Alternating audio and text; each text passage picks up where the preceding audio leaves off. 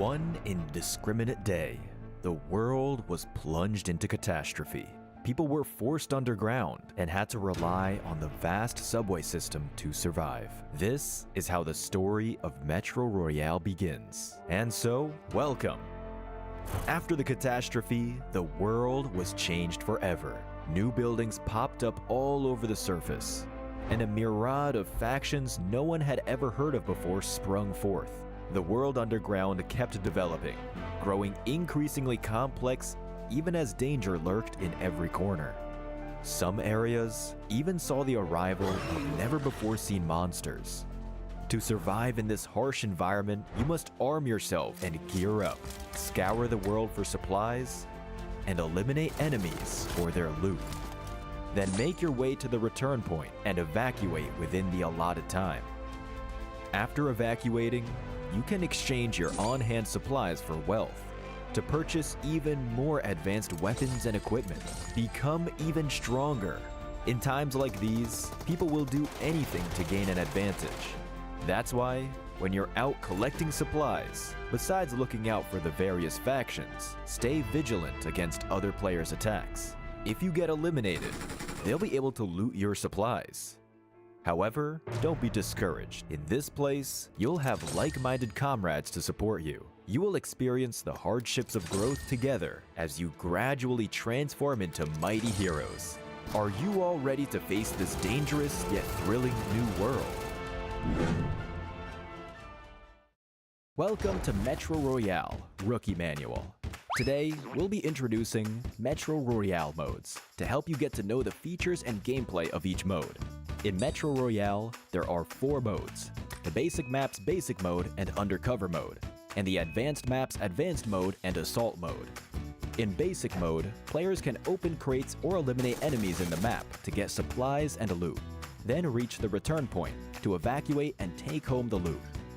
Basic mode can be a great training ground to help players get familiar with the map environment and resource allocation. And if you don't evacuate safely, no need to worry. Although being eliminated in basic mode will cause your supplies and loot to be dropped, you won't lose your equipment.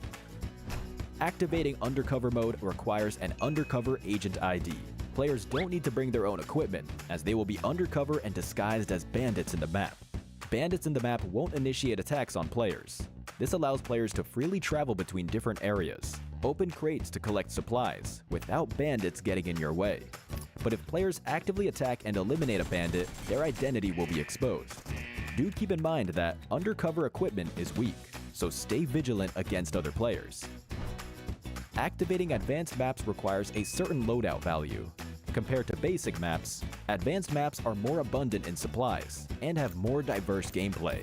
Radiation zones can only be found in advanced maps and are full of supplies, which attracts lots of players. Many enemies are also stationed there, making for intense combat.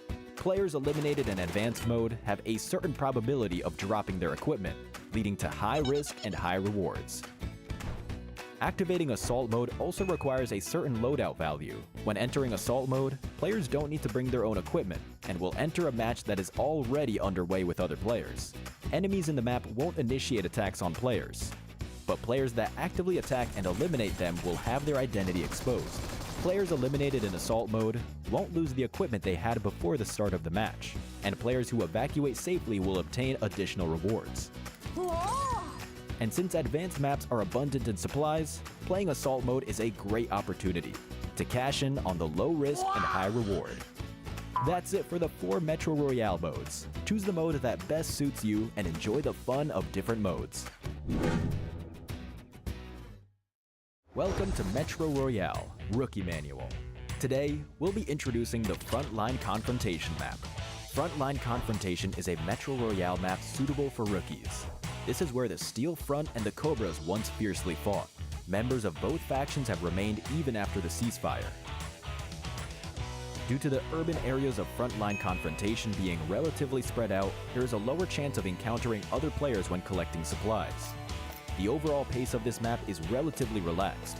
However, the terrain being mostly flat results in a very open view. Most areas only offer trees or rocks as cover. Thus, you'll need to be extra careful of enemies when moving about and evacuating. That's why many players opt for the underground routes. Frontline Confrontation has 5 underground areas, 2 subway lines, a tunnel, a storage vault, and an armory. Be aware that enemies hiding in the dark underground areas are difficult to detect. Those who wish to safely explore the underground areas should bring a night vision helmet, night vision goggles, or a thermal sight scope to see enemies in the dark. Since Frontline Confrontation doesn't have a radiation zone and urban supplies are spread out, those wishing to collect supplies quickly can go to the underground storage vault connected to Battle Line. After scavenging the surface, head deeper underground to search for more supplies. Furthermore, Frontline Confrontation has 2 password-locked doors, located at Tribe and Yasnaya PD. They must be opened using password letters of the corresponding color. Password letters are commonly found in the file cabinets or file packages. The supply crates behind the password-locked doors contain valuable items that can be sold and are important resource points. Of course, you can also challenge the bosses. Apart from the 2 permanent bosses marked on the Frontline Confrontation map, bosses also randomly spawn. These bosses have high health and varied attacks. Before challenging them, make sure to have enough ammo and consumables. When fighting a boss, utilize the cover of your surroundings or move quickly to dodge attacks. Defeating these powerful enemies provides a chance to get better equipment. That's all for this intro to the Frontline Confrontation map. Go explore it yourself. Welcome to Metro Royale, Rookie Manual. The old blockade zone was formerly a military-restricted area, but now 2 evil forces divide the land. If Frontline Confrontation could be considered as a new player's tutorial, then Old Blockade Zone would be their first real adventure into the underground. Old Blockade Zone is more abundant in supplies than Frontline Confrontation. However, accessing the Old Blockade Zone's advanced mode also has a higher loadout requirement. Old Blockade Zone is a dense urban area with tightly packed buildings. While collecting supplies, it's common to encounter other players, so don't let down your guard while exploring. Of course, you can also move around via the underground routes. Although Old Blockade Zone only has 1 subway line, it's vast and complex, connecting multiple areas of the underground. Of those areas, the deserted base is a dark zone. Dark zones have lots of supplies, but are also shrouded in danger. Night vision equipment is a must. Continue following the subway line to reach the radiation zone. The radiation zone has the best rewards, but also the most risk. It contains valuable supplies, but is full of radiation and danger. When entering, be ready to face radiation and enemies. Besides the fast procurement of supplies in the radiation zone, Old Blockade Zone also has 3 password-locked doors, blocking you from some high-value sellable items. They're located in the barracks, snake pit, and the underground garage. Password letters of the corresponding color must be used to open the door and obtain the supplies. To obtain better supplies and equipment, you will need to challenge and eliminate bosses. Apart from the 2 permanent bosses marked on the map, there are also a few points that randomly spawn invasion bosses that provide more opportunities to obtain equipment. That's all for this intro to the Old Blockade Zone map. Go explore it yourself. Welcome to Metro Royale, Rookie Manual. Today, we'll be introducing the Misty Port map. Misty Port was originally a small portside town with a pleasant climate, but a few incidents left it a desolate area that is now restricted. Only 2 major forces remain, competing for resources. Misty Port's main activity area is 1,700 by 900 square meters. It has rich and complex terrain, and although the urban resource points are scattered, there are many zip lines around the map connecting to the subway line, allowing you to get around quickly. Because of this, Misty Port's overall battle pace is quite fast and intense. The 2 boss spawn points act as gathering points for battles. Compared to other maps, Misty Port's underground isn't as dark and night vision equipment isn't as necessary. Although the subway line is very long and spans the entire map, those wanting to quickly collect supplies will have to go to the radiation zone, the mine warehouse. The mine warehouse is located in the upper right side of the map. Many mutated enemies lurk there, and the large warehouse lab at the center randomly spawns a mutant boss Variant F who uses fire, or Variant P who spews venom. These mutants guard the warehouse's valuable supplies. Compared to the two previous maps, the high-value sellable items in Misty Port are more common. To quickly get these supplies, you can skip opening crates in the radiation zone and head to the 3 password-locked doors instead. Obtain password letters of the corresponding colors to open them, and obtain the loot within. There are 2 fixed bosses in Misty Port, Firejoy and Fire Roy, that use fire attacks. When challenging them with teammates, spread out as much as possible. Also, be aware that there is chance in each match for the bosses to become reinforced. The bosses can then transform into special bosses that use drones and shields, Handsome Jesse or Handsome Pete. When facing off against them with teammates, make sure to focus your fire. Defeating these powerful enemies provides a chance to get better equipment. That's all for this intro to the Misty Port map. Go explore it yourself.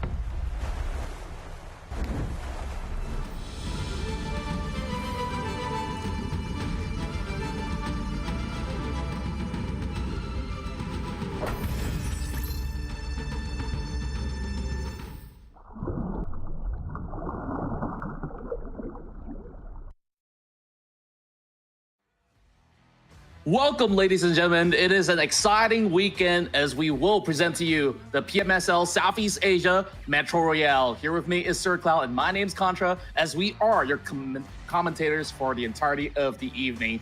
And my, Sir Cloud, we've got something special for the evening. Oh yeah, absolutely special, especially if you have not tried this game mode at all. Maybe you've been busy trying or play your regular classics or even the TDM, but this one is going to be something absolutely different from the format, to how it's played, and we'll take time over the games later on to introduce to you how this game is being played. Absolutely. And of course, we are here for Metro Royale, where we will be having the qualifiers for Southeast Asia. And this is where fortune absolutely favors the brave. Now, of course, perhaps we could also explain how some of the game mechanics work so differently as compared to the usual Battle Royale mode, because we have so many things to consider, because teams, they're not just usually playing for chicken dinner here. They're looking for a whole lot of loots to extract out of the match. So what would you call it then? Loot dinner? Probably, yeah. I'm not too sure about that. Do you want to create a name for it? We'll figure it out. We'll figure it out. We need to come up with a name for that, right? But yes, this will be a absolutely different format, ladies and gentlemen. It will comprise of 6 teams in a lobby, and it's still 4 players per team. But we are also, interestingly, since today is still the qualifiers, we'll be breaking down to different regions in which we'll go through the format with you guys in a little bit more, and they will be competing for a prize pool. So this is not just a fun game. It's fun, but there's something on the line as well. And speaking about the format, this is going to be our schedule.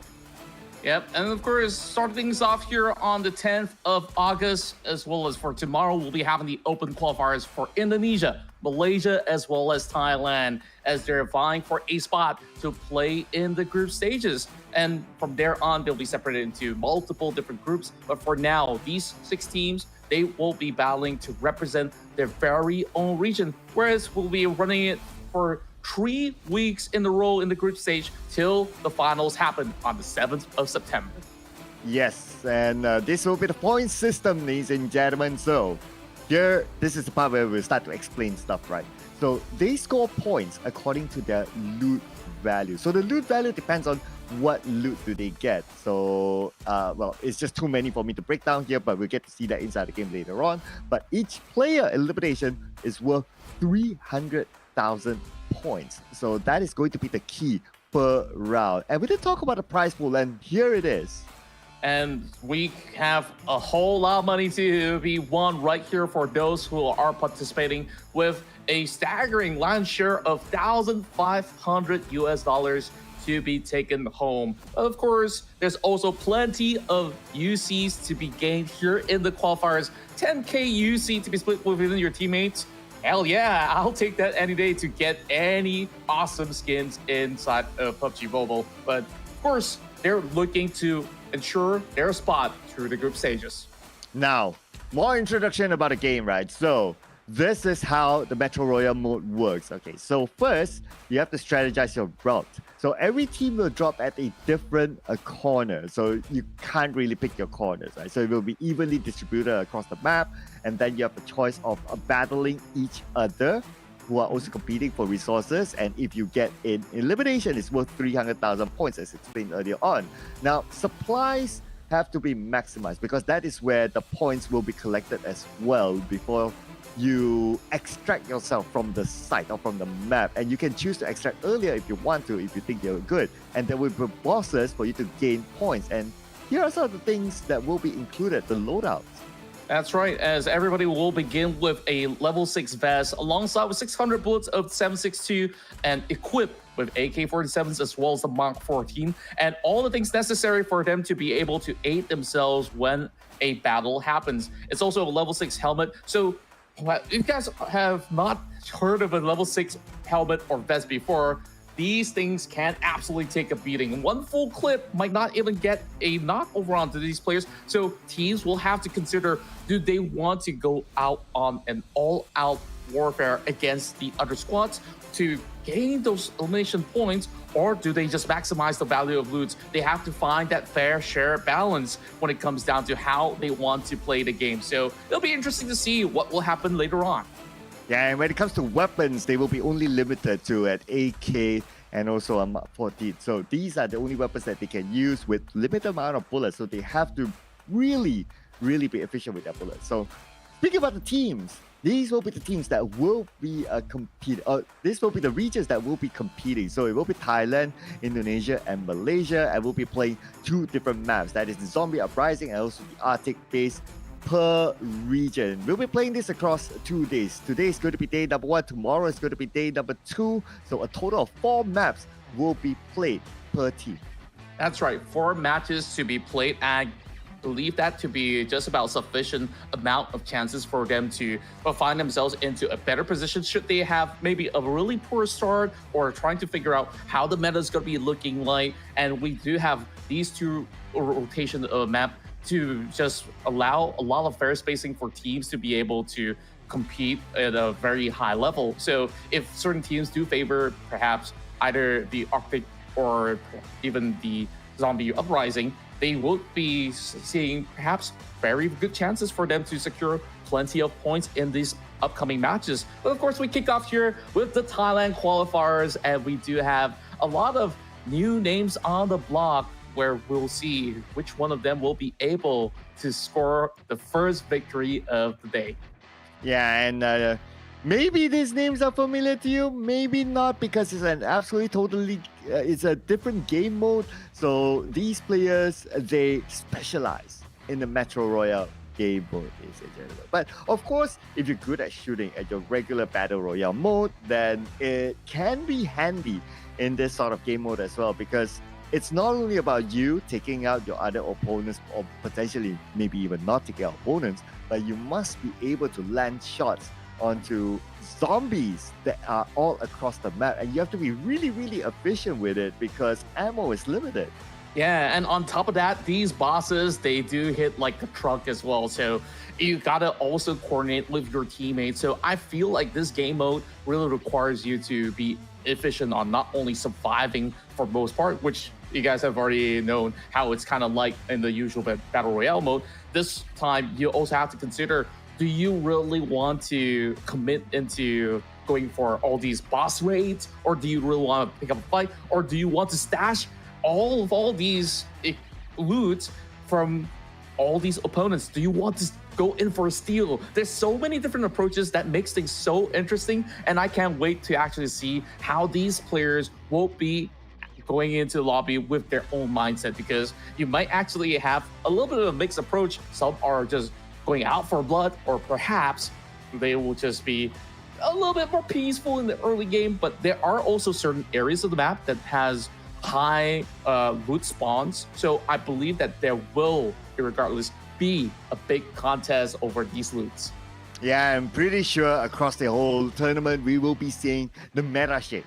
And that might answer some of your questions, like, oh, are they going to start off like, okay, let's go on a hunt for other teams, or let's just do our own thing, avoid other teams, focus on the loot, try to get to high value areas in the map, because yeah, there will be some marked areas in which they can go for high value loot, but those high value loot areas normally come with a risk.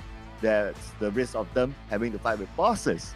Yeah, so they have to kind of like weigh it out. And also they can eject anytime within the game. Of course, they have to consider the fact that have they gotten enough by then? Are they satisfied with their loot? Or are they not satisfied? They want to continue to be on the map and take a bit more risk to try to fight out more zombies to get better loot. Now, one of the things to consider whether you extract yourself or not and end the round for yourself is whether you have enough ammunition or not. So that is going to be a big consideration. If you're out of ammunition, well, you might as well just call it a day and just extract and end the round. True enough. And of course, to make sure that everything is pretty fair, everyone's given pretty much the same type of loadout in order for them to be able to harness whatever they need with just barely the essentials, than to have, you know, a team with a decked out gun and someone with a lesser gun, as a matter of fact. So these equipments, at least as a starter, they would need to navigate. If they're not too comfortable with the 7.62 category weapons, well, you got to get used to it, right? Because they start off with the AKs as well as the Mark 14, which I believe that if you play PUBG Mobile long enough, it shouldn't be too much of a hassle. But speaking of which, I believe we are getting ourselves ready for the very first match in a moment's time. So of course, if you guys do have the time, make sure you guys do follow PUBG Mobile on all social media platforms to keep you guys up to speed of all the latest happenings in the realm of esports and also in the game as well. Yeah, you pointed out on the loadouts, right? So if we make a comparison between this competitive game mode and also the game mode that you would play regularly in your game, you need to purchase your loadouts.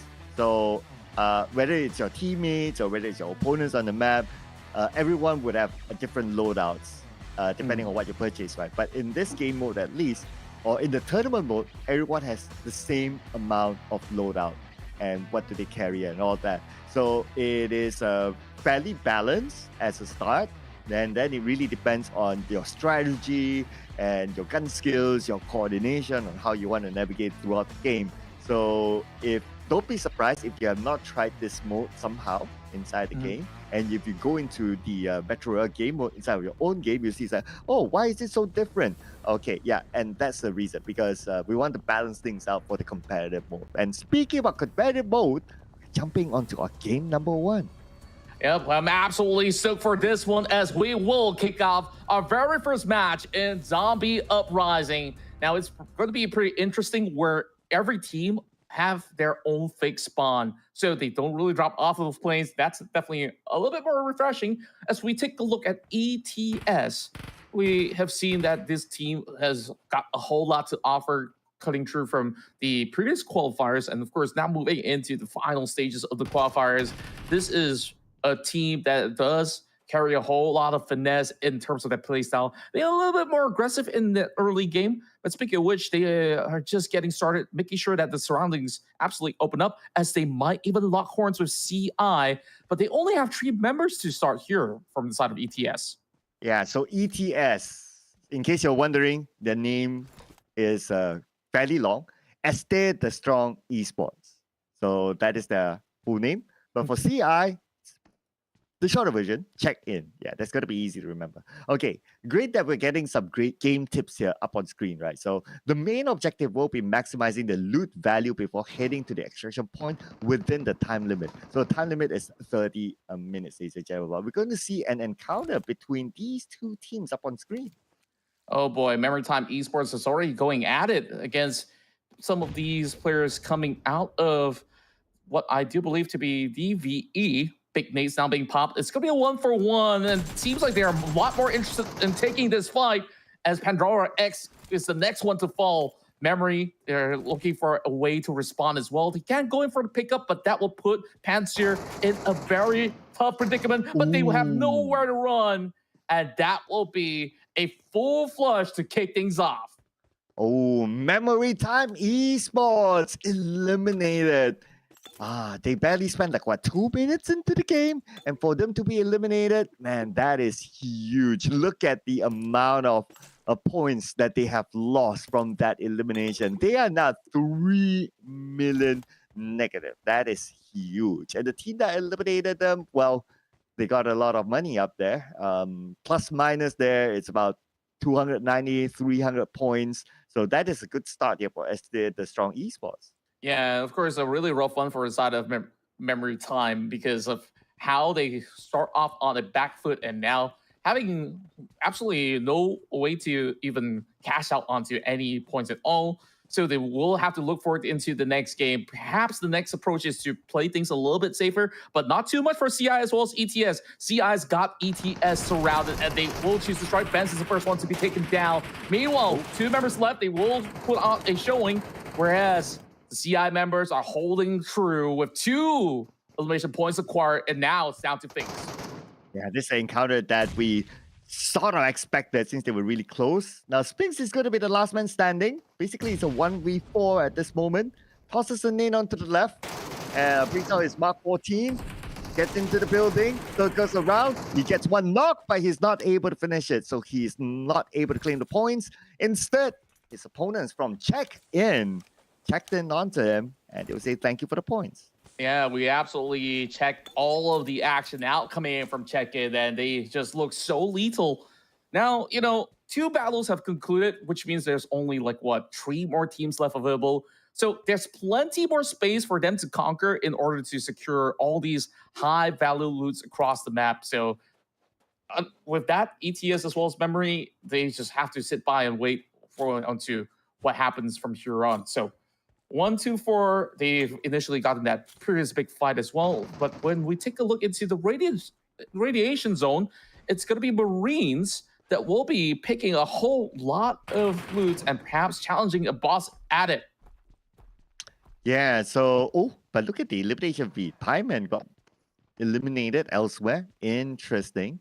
And since we're in the radiation zone, so here's a game tip here. Radiation zone is an extremely tough radiator area with more powerful zombies and loots. So this is the whole point of the radiation zone. We did talk about like some high value loot areas. This is one of it. And yes, you can get high loot here, but the risk is that you'll be facing off strong zombies, just like what you saw on screen here. We cook, finish off one, but that's not only one. There will be more waiting in this area. Yeah, there's plenty to deal with. And at the very same time, their health bars will continue to deplete the longer you stay inside of the radiation zone. But the damage is going to be fake, so they will have to continuously chuck a couple of energy drinks or even any form of boosters available, as Darkside has been able to really find a whole lot through their way headed into the school compounds. And at the moment, coast seems to be clear. There's not going to be any tussle between these three squads for the moment. But look at the mine warehouse. That's a huge place to really farm those big numbers out there. And the side of Metro Esports, they are currently leading the pack with that one. Yeah, oh, look at this, right? Speaking about a pack of zombies is chasing down check-in. And they have the choice. Like all the players, they do have the choice of leaving the zombies behind. As you can see here, the game tips, right? Zombies will attack you on sight, so be wary of your surrounding. So if you choose to take down the zombies, great, you can loot from the zombies. But that also means that you'll be expanding ammunition, as ammunition is limited. So you really need to decide on, like, are these zombies worth taking, or should you save those ammunition for something else? There's things scarier than a zombie, and that could possibly be another squad as well. So they have to be very, very careful with the surroundings. 6-time scope into the area, and it seems like they're considering whether or not to take it. And Drama will be on the lookout, as they will be able to secure the compound. And quick question, Sir Cloud, are you a fan of zombie movies? Like, I guess this is one way that fans of zombie shows could actually partake in one. Ooh, I do like me a Zombieland once in a while. Oh, I'm not too sure if I do have a hot favorite, but yeah, from time to time, like I do enjoy some of these games that does include zombies. And of course, there are a lot of people who also questions, like, say, what happens in the zombie apocalypse? What would be the first thing you do when those kind of days come? And I guess these guys can prepare for it. Wow. Yeah. That's always like an interesting theoretical question, right? Like, okay, what would be the first thing you do if there's a zombie apocalypse? What would you do then? I'll camp out at a convenience store. At least I know that I have my supplies. Like, Wow. the bare basics, that's just about good enough for me. But if there's gonna be zombies in the shop, then I guess I'm pretty much done for then. But over here, back into the power plant of the radiation zone, seems like there is a incoming team coming from afar. So we might actually get ourselves an early battle.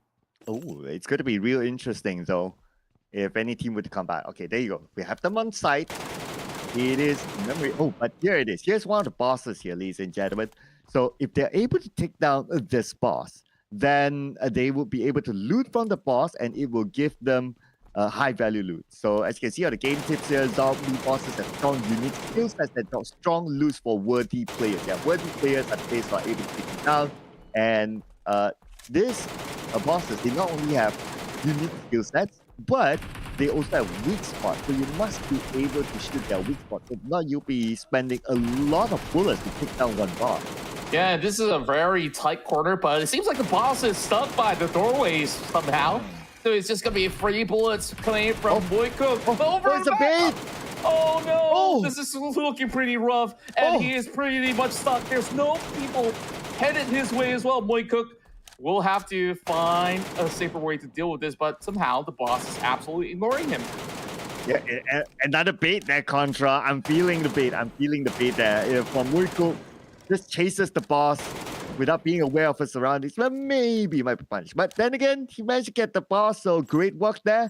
And now he's able to loot it up. Okay, so just look at this, right? You'll be able to see the items that they are able to loot, and they are clearly high value items. But because there's only a limited amount of space, then they need to decide what to take. But now we have two teams encountering each other. Oh, they're just going to be turning tails and run for now. So Marines, understandingly, all alone. He will try to regroup with his teammates. Meanwhile, over onto the bottom of the tunnels, this is where they will be able to enter a great access of loot if they could just journey their way through. But there is definitely a little bit of a challenge, as this is going to be the entrance of the underground exclusive tunnel. So we'll see if they'll be able to gather everybody on board, because they need to all hop right into the cable car, should I say? Or should I just call it the card? Yeah, I guess it's a cart. Yeah. But then, so one thing about the cart is that if you hop on it alone, you can still use the cart, but because you have to like manually use it, it will move slow. But if you have like a full team there, and then you have your other friends to also manually operate it together, then it will move faster. So that's something that you need to consider as well. So that's all about team coordination. But speaking about teams now, these two teams, CI and also Memory Time Esports, they don't seem to want to let each other go. Yeah, it's a really tough decision to make, because once you're out, you're not only going to be losing a whole lot of points, you're basically giving every possible loot value over onto your opponents as well, which is why it is a very, very difficult decision to make. But at the moment, it's a three-way standstill between the surviving teams into the radiation zone. But they also have to look out for their resources. I believe that some of these guys might have actually taken too many boosters, and now they're running out of energy drinks already. Chuppy still needing to deal with these zombies. Oh boy, this is not a good timing at all. That will reveal their location to the opponents too. Oh yeah, they will be able to see like, oh, okay, the zombies are heading that way. That means somebody's there. So they can make the choice whether, okay, they want to try to take them out or not. Yeah, at least you have the information. But okay, look at this side. There's one player from CI just on top. But we're going to get another game tip here. During the zombie uprising mode, you will experience the day, dusk, night. So stay vigilant. Oh, yes. It's also, how should I put it? Time or sun sensitive, or yeah. Basically, there's a day, night, and well, day and night, basically. Yeah, it's just like in the movies as well. When it's nighttime, that's where all the zombies come to play. Daytime, maybe a little bit more of them are hiding into certain areas. But of course, there are still a lot of striking ones. Oh, look at that one go, chasing from underneath the ground. Oh, and he just decides to go ahead to just box with the zombie instead. I'm not too sure if that's the best idea, but right now, sneakily enough, Drama, he's onto something. He's looking for a catch right now against Onyx. And does he actually know? He's gonna put it. Okay, now they have to fight, but it's 1v4. So I guess the result is pretty obvious there. And his opponents from 1 to 4 will be happy to pick up those points. Right now, leading the pack has been Memory Time Esports, or should I say side of Metro Esports. I gotta confirm on who exactly that will be. The Summer X, they're still around these open areas of play. Zero is on that chase to try to secure a little something here. But it seems like they would have a lot of wiggle room to play with throughout these scavengers hover. So with another team eliminated, naturally it will open up the map a bit more. But the unfortunate thing about CI is that they have lost one player, so they'll be playing the rest of the round with 3 players. Now, it looks like Zero decided on an extraction for himself. His other teammates, not too sure are they close by or not, but they seem to be close. Okay, so here we go. Another game tip. Find the evacuation point on map and make sure to reach the circle of green smoke safely. Yeah, so safely, obviously, you have to stay alive to be there, to be extracted. And that is where the round ends for your team. Yeah, just look at the points gathered so far. CI doesn't seem like they have enough points to challenge against 1, 2, 4, or even the side of Memory Time Esports. So it will definitely be a little bit of a tough ordeal if they evacuate right now. It seems like they will at least settle for a third place finish. It's actually not too shabby, perhaps, or should I say fourth? Because even Team SMR is still going to be here. Summer X Esports currently with 300,000 at the moment. Speaking of which, they are already making their way into the tunnels. Trying to spray through, but it doesn't seem like it has anybody onto that other corner. But you always got to be wary. But the rest of these members coming in from ME, they're just going to be journeying their way deeper into the tunnels. Yeah, I'm also looking at their bullets, right? So that will be one of the variables of why they want to be extracted. Okay, another game tier. So this is what was mentioned earlier on. Riding the minecart with the boys is always fun. Yeah, that is indirectly saying that you should ride it together. Because if you ride it alone, moving the minecart is hard. Like, it's slow. But if you have at least 2 players on it, you can see how they work together to move the minecart. And that's where the minecart will move fast. Yeah, now they're going to be headed into school as they will find a little bit more of Straggler coming in with CC securing another takedown as the rest of 1, 2, 4 is flustered. Only 3 more members remain, but they managed to zone them off of a Molotov. Great maneuvers coming in. Now here comes Al, dropping those grenades as well, looking for a target. And this is just going to deny Summer X into a tight spacing. How are they getting out of here alive? Oh, all hands on deck right now. Looks like 1, 2, 4. They want to finish up the job. Okay, it's probably going to be a matter of time, but we'll wait and see here. What's going to be the plan here for Summer X? And Summer X, I'm not too sure if they have an exit route, or is this the only entrance and exit? If that's going to be the case, that it's going to be hard for Summer X. Yeah, I'm not too sure if they can even consider turning back, but BB is already getting blown to bits at the moment. And to go in for the revival, but somehow they managed to also trade in a knock.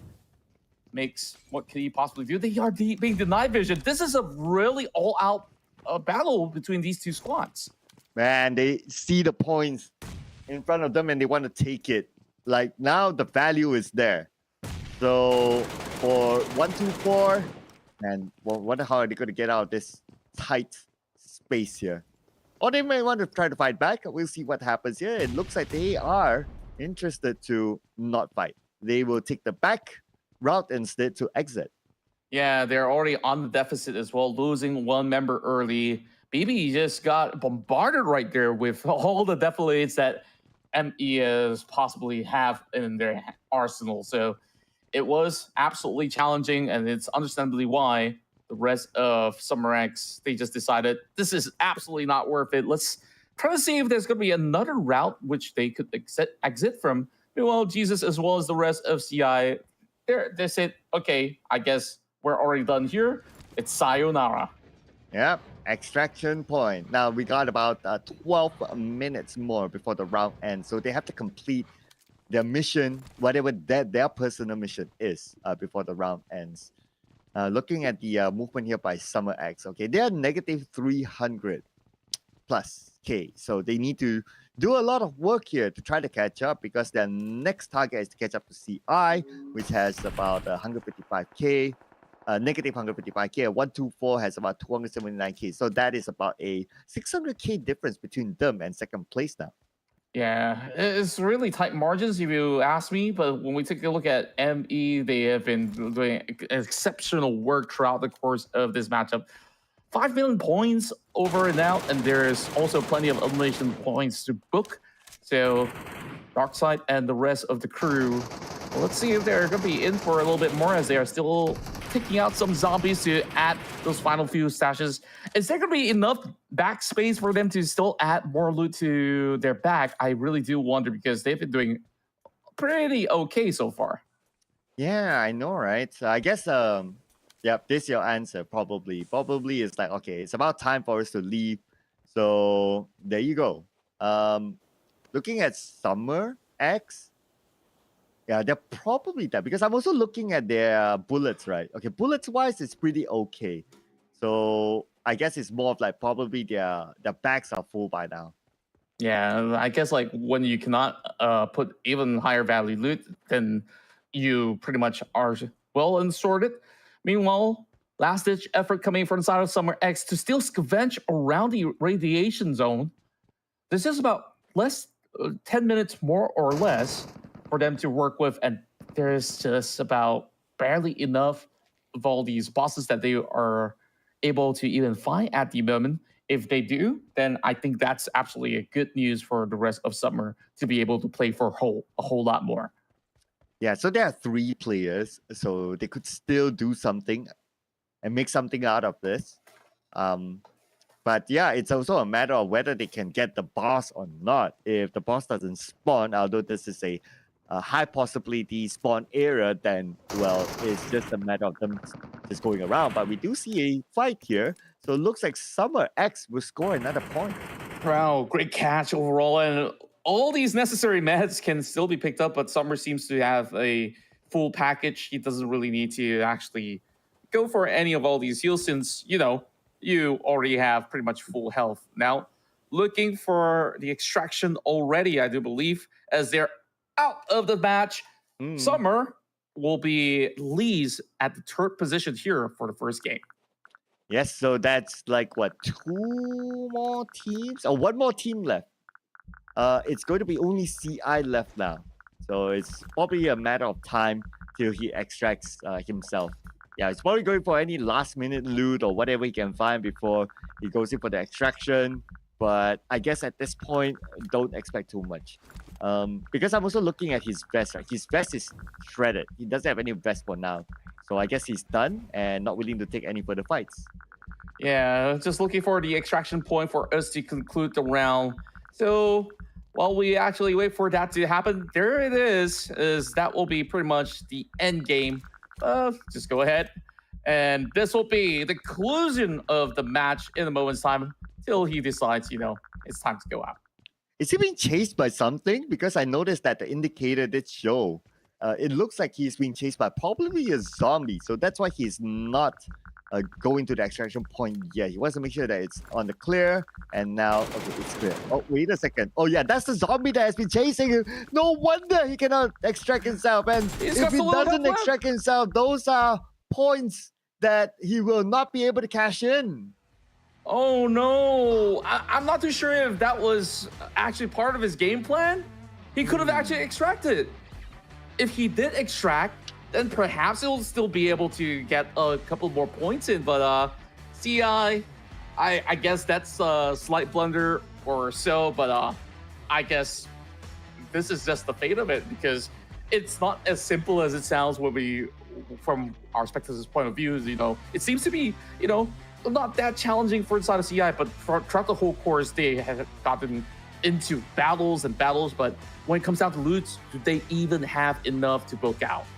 I mean, to be fair, if you're being chased by a zombie, anyone would panic. I won't remember where my extraction button is. I won't remember where my heal button is. I'll just totally forget about everything and just run from a zombie. So, to be fair to our dude there earlier on, it was a good effort. You kind of know that he has an idea of like, okay, I want to extract myself, but when he was pressured by the zombie, I mean, it just goes everywhere. Yeah, and I guess we will absolutely do exactly the same as well. But of course, that was a great first round out there. I believe Team ME has really outdone themselves into securing plentiful of points, and that should be Metro Esports that should be at the podium, but we have not really added in the elimination points as well. So when we add that to the table, how does it look like? So each elimination was once again 300k, and we did see plenty of exchange to go by. So it's kind of like add and subtract in between these spots to be able to reach the top spot. Yeah, so that is also the end for that map. We're going to go for another map after this, and the next map will be played in Arctic Base, and it is the advanced mode. Now, if you have played the game, you probably have seen this option as well, so you guys can try it out. It's just that the loadouts will be based on whatever you buy in the black market, but focusing only on the map, it's also a map that you can play yourselves. So do try it out inside the game because it's a very different experience that you can get from the usual Battle Royale mode. Yeah, and it seems so interesting on all these different type of approaches. These teams, when they kicked off our very first match inside of the Zombie Uprising, we saw immediately they went all out for those battles because there was open spacing. They say, hey, this could be a really good opportunity to go in for a rush. But of course, you got to consider playing safe as well because points are on the line. The prize pool is also on the line. Whichever chance you give to your opponents, these opportunities may slowly slide away. And speaking of which, there's only about 3 more matches for the Thai side to conclude because it's 2 for today and 2 for tomorrow. Yeah, so the gap, well, we need to wait and see, right? Because this is also the first time that we do have a competitive mode. So looking at how possible the comeback will be for some of these teams, or maybe how impossible the comeback will be, that is something that we will monitor as we go along, ladies and gentlemen. Also, what kind of meta will they come up with? We did have a good first preview of how it is played. Some of the teams, they played a little bit more aggressive, try to pin out other teams, try to get points out of them, and some of them just try to avoid fights altogether and just focus on the loot. In fact, probably the entire round, not seeing any action at all, except for NPCs or the zombies. But against other teams, we can tell that some teams just don't want to take fights. Yeah, I guess like it's also due to the fact that they are spawning in so many different locations as well. The ones that were spawned a lot closer to the radiation zone definitely are vying to take those high value loots early on and also challenge the boss. But teams, they also have to consider to move their ASAP because if you snooze for even a couple of minutes, the bosses might just be taken down. So you are forced to actually challenge one of the teams that have been able to acquire those big margins. So they got to consider that than to, blindly go for those early fights with almost not many points to acquire if you actually lose that trade. Yeah, and we did see like how aggressive like some of the bosses can be, right? Like that one boss that was stuck at the door, like it kind of looked like a bait. Right, like, oh, that player was just so focused onto that boss, trying to shoot him. It's like, aha, you're stuck at the door. Okay, I can take you down. I can take my time. Just to turn around, and a horde of zombies are there. So these zombies, whether it's on purpose or not, they do have a certain level of intelligence to them on how they want to navigate around and probably chase you down or even pin you down. And imagine if like you're stuck at the corner and zombies are just there's just like a horde of zombies in front of you, you cannot get out, then that will be very, very detrimental. And if you cannot extract yourself, you basically cannot cash in whatever that you have looted. Yeah, I guess it was really unfortunate for some of all these teams who actually bowed early, where they didn't manage to even execute their ideal plan overall. One such team is ETS, Theater Strong Esports, were one of the favorites perhaps heading into Thailand's qualifier, but they got into a tough start, I would say. But Memory Time Esports, you see, they have a very stable game plan. First and foremost, make sure you establish good control of certain areas of play, slowly loot up and look for that boss. And then after that, look for those battles where you don't really need to actually be in that situation where you're wondering, oh, is there going to be an ambush? Is there going to be, problems underlying when you are actually going for the boss raid overall? So it's been pretty interesting of a start to begin with. Oh yeah, absolutely, and it will continue to evolve as well because I'm pretty sure the teams will be fine-tuning their meta too. So we might see something new that comes up next. We might see something that we do not expect. So who knows, right? What sort of strategies that they may come up with. And later on during the group stages, we will see introduction of new teams as well to join in with the best team from each region. Indonesia, Thailand, Malaysia, only one team will qualify, and then we will have 9 other teams to join them at that stage. Now, at this moment, we do not know who the 9 teams are or who the players are from the 9 teams, but I would expect to see familiar names by the time we reach there. Yeah, that is for all of you guys to find out. But of course, if you guys are intrigued, make sure when you open up your PUBG Mobile client later on, when you guys are in to your own home screen lobby. Look up for this game mode, Metro Royale, download it, and first make sure you have just about enough space. I believe that it doesn't really take too much of memory space in the phone as well, so you get to enjoy it for yourself if you haven't tried it just yet. You can also have over your friends to go on to some of all these challenges here in Metro Royale. But overall, it's so fascinating when it comes down to how this is being implemented as an esports as well, because they have proper point systems. Although, you know, the loot value is something that they will have to get used to in order to know like how much do they really need to book off of each respective match. But here we have the standings for our first match. Yes, and Metro Esports is now at number 1 with 5 million-ish points. And look at this, right? When they talk about like, oh, which team might play a bit safer, they don't need player eliminations, and they have 5 million-ish points. 1, 2, 4, 6 eliminations, but they are at second place with almost 3 million points, followed by Summer X at third place with 2 eliminations, so that's 1.7 million points. Check in 1.3 million points with 3 eliminations. Aston the Strong and Memory Time Esports unfortunately not able to cash it at all because they were eliminated. So this is where being extracted is really, really important. But Contra, looking at the numbers, should all these teams play it like Metro Esports, avoid all fights? I don't think that there's a choice where they would completely dodge every single fight. There are certain fights that they must partake in. And it seems like 124 was the only one that has a little bit of both, right? They managed to at least stash in about 1 million or so, despite them needing a whole lot more to catch up to. But they are closing in just shy of 3 million at the moment. So we'll expect Summer X and the rest of these squads to also take a page of both sides of the playbook and look for a little bit of a mixture of points. But Metro Esports, they get to walk away with this one scot-free without any form of casualty as well. It might not be the case for the upcoming match. Yeah, it's also about not only about you gaining points, but not giving away points to the other opponent. So like what you say, right? Metro Esports, they came out of this unscathed, so that means they did not give away those valuable 300,000 points per player to another team. They just focused on their loot and went for earning. And you gotta think about it as well, right?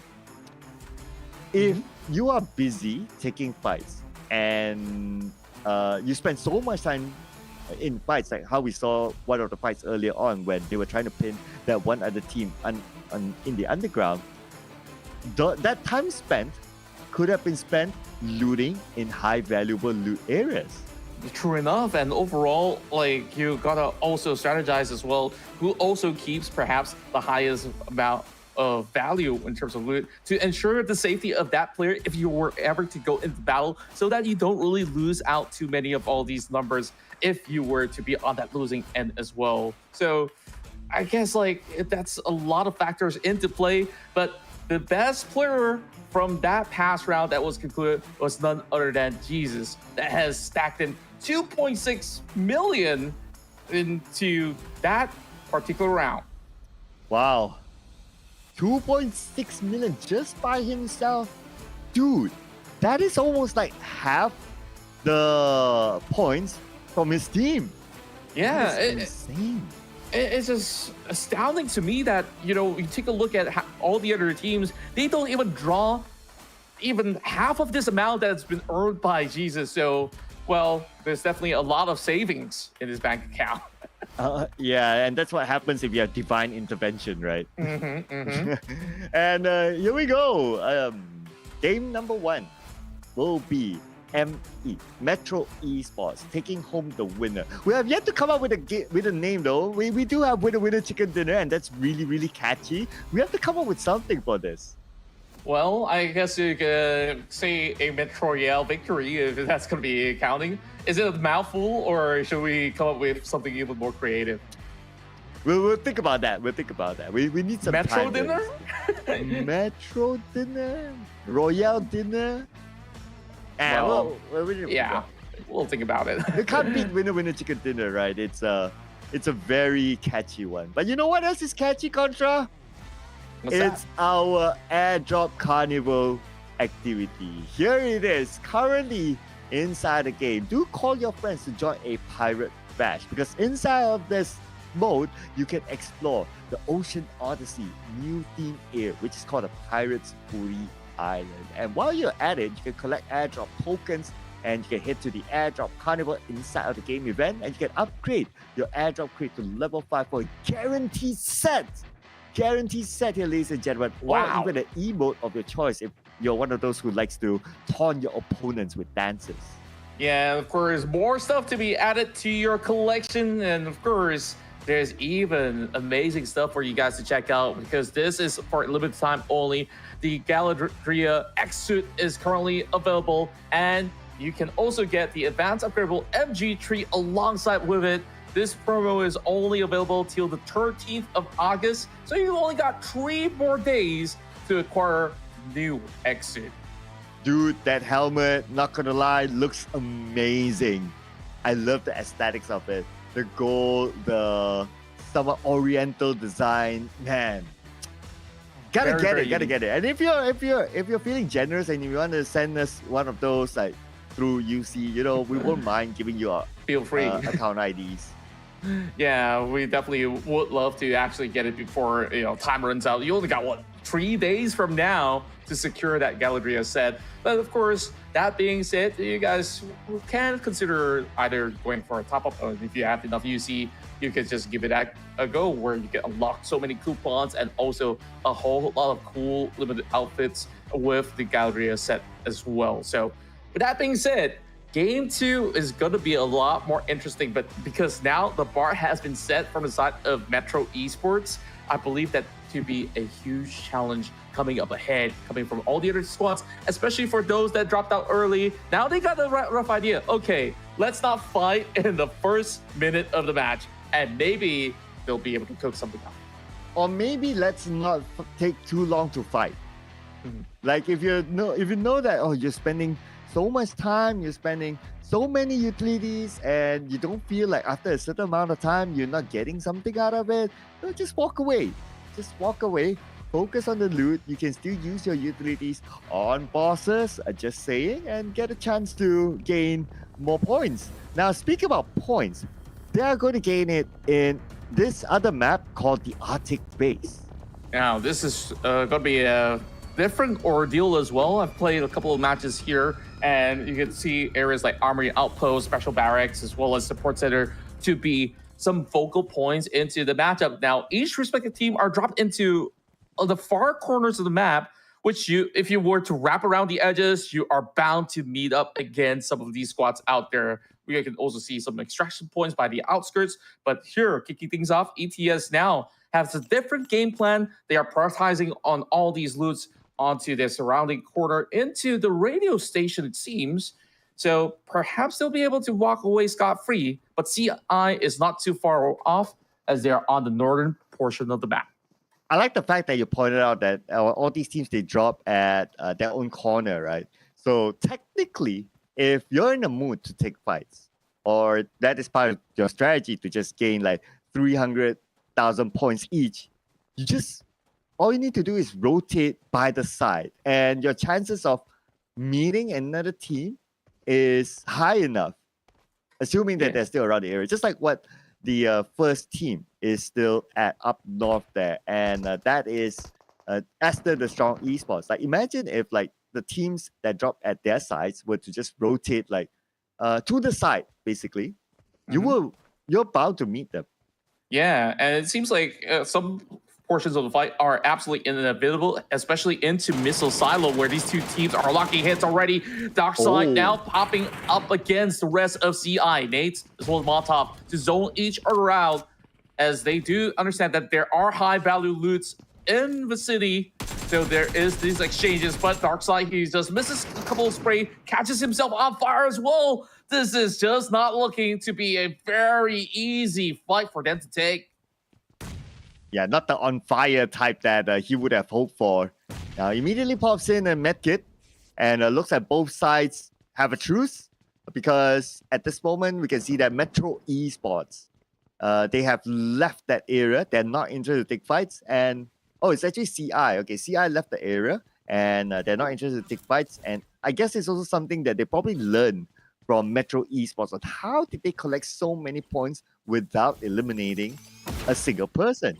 So they would have learned from that, and maybe they thought to themselves that it's not worthwhile to take that fight.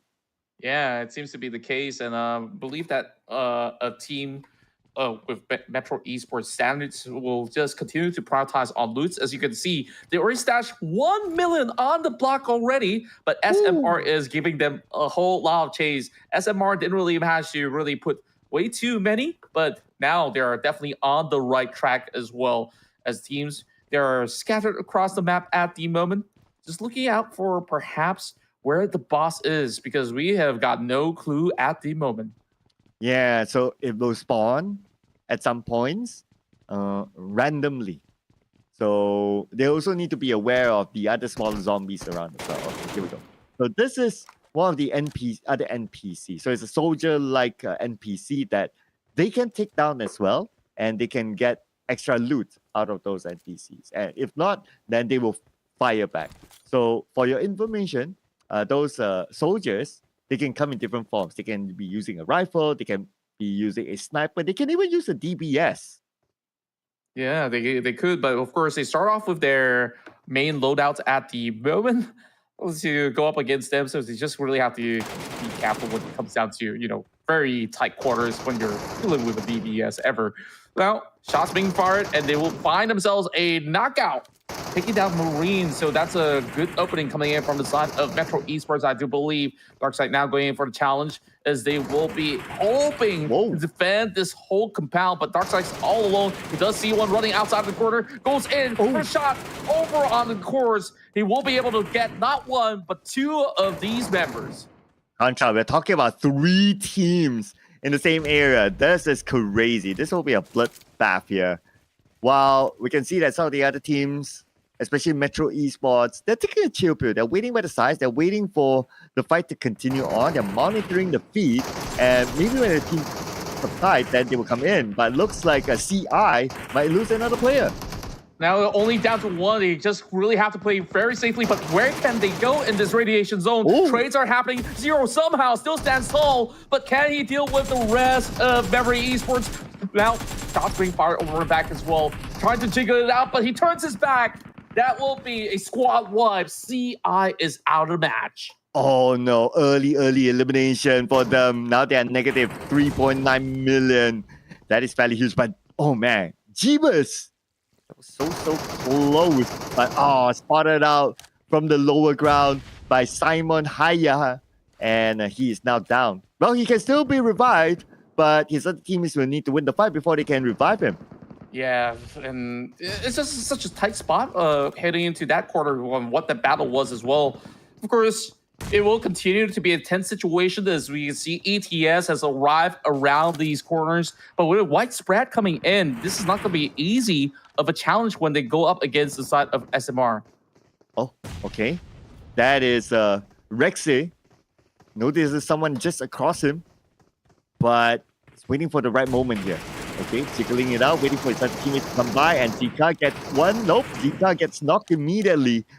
Looks like they managed to overpower Zika. Chupi waiting at the top, and he's the last man standing for Summer X. Man, this is not looking good for him now. Yeah, there's no exit plan at all because this whole compound is just surrounded with players at the moment. So he will try to put up a perfect defense. Nate's now being primed into his corner, is only relying onto some of all these bandits. And we can tell that, of course, he does have a couple of supplies left, but he got to manage some of these resources. Keep in mind, oh boy, big detonation, and the radiation zone can deplete Chupi as well. Oh, Summer X, they might meet their demise right here. Oh no, this is bad here. This is bad. And they know exactly where he is. No, there you go. Chupi at the corner. While we have another team passing by. 1, 2, 4 have arrived, ladies and gentlemen. Miami tossing the nail onto the other side. Damages the dark side, but not enough to take him down yet. But at least he has the information relayed back to his team. Yeah, but in terms of vision, he doesn't seem to have all too much of vision against the entire squad. Choppy now last stand. He gets two. What? Want to play that one, but over on the back there is still a member of ETS to salvage the situation. A big play coming from the side of ETS to make a resurgence into the matchup, but there is still main tank here. Applying a little pressure, and they are surrounding the member. Overall, are they going to be able to hold up? Oh, this round could be faster than we thought, Contra. My Mitang now cooking up this nade. A molly sent across onto him, so he has to reposition himself. Now, there are two teams here. It's either Memory Time Esports or 1-2-4 for the win, unless they disengage. Yeah, meanwhile, they're just pretty much turtled in. The rest of the players are just swarming the entire corner of this warehouse. This factory setting isn't exactly the best possible spot, but of course, Missile Silo has always been this rowdy when you go into some of all these matches. But of course, a little bit of a spacing now being created. What will be the next move for Memory Esports? Well, looks like their next move is that they want to gain points and they want to take this fight. I'm looking at their utilities, right? So Tal for PZ, his level 6 vest is absolutely shredded now. So he has to be extra careful there, especially with shots onto his body. Not that he can control that. Well, for his other teammates, and still around the corner, but not too far away.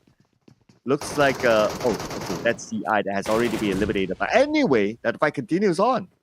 Yeah, meanwhile, as these four squads, or should I say three squads, are battling each other, Memory Esports having that one Lone Ranger to survive is carrying the highest value of loot overall, up to about 3 million at the moment, and he's not partaking in any of all these shenanigans. Big bang into the building as they manage to actually crack open the case. But is this going to be an outright push? It doesn't seem to be the case just yet. Oh, very, very careful move by them. They want to make sure that they know where their opponents are at, but now they do know they're on the first floor. Darkseid moves out to the first floor, secures that point, and now another one in front of him. Punished by Panzer. Nice counter fire. Beautiful work coming in, holding over on the top side, and they do get that upper hand with that push coming in from the staircases. Memory just holding on for now, already losing 2 members from the get-go. Meanwhile, knowing that the whole squad will be on their journey, but he gets on fire instead. This is looking pretty bad, and that just gives way for the entire push to come into full swing. Man, not the type of being on fire that he would have wanted. Simon Hayha, nice shot down the alley to secure that point for his team. And now they're about 1.9 million. My, just look at how aggressive they are. Darkseid secured 4, and Simon was so on point with that spray as well, just making sure that there wasn't entirely an escape plan coming in from those members of Memory Esports. Now, Metro Esports once again on a full-on domination, currently sitting around 4.3 mil at the moment. Meanwhile, ETS is hoping to challenge that, but now that they have already seeked out some of all these loots from fallen players of the matches, I'm not too sure if they will be able to find something of high value, but they are actually catching up in numbers. ETS doing so much better this round. Oh, yeah. I mean, they do have the manpower, right, to pick up the points or the loot as compared to Metro Esports, who only has 2 players now. So mathematically, they should be able to catch up with the points. But it's not only about the loot. They must be able to extract themselves safely. That's going to be the next thing. Now, it's not only about Metro Esports. 1-2-4. They were in this fight earlier on, but looks like they decided to disengage. So they have to be extra careful in case they bump into 1-2-4 again. Yeah, I just love the fact that ETS, they played it so tactically well. They finished up that battle and now enjoy the spoils of the trade. Speaking of which, Donut's got a whole lot going on in here. Let's see how much has he had in hand. He's holding on to 2.3 million at the moment by himself. And here, even more to go. Perhaps he could even stash up to 3 mil by the course of the loot, but I'm not sure if there's enough space. Just seeking throughout. There's just a couple of average numbers for him to add to the tally. But for now, at least the coast seems to be cleared off a whole lot more throughout the radiation zone. Yeah, teams would love to take him out. You take him out, you have 2 million worth of loot there for the taking.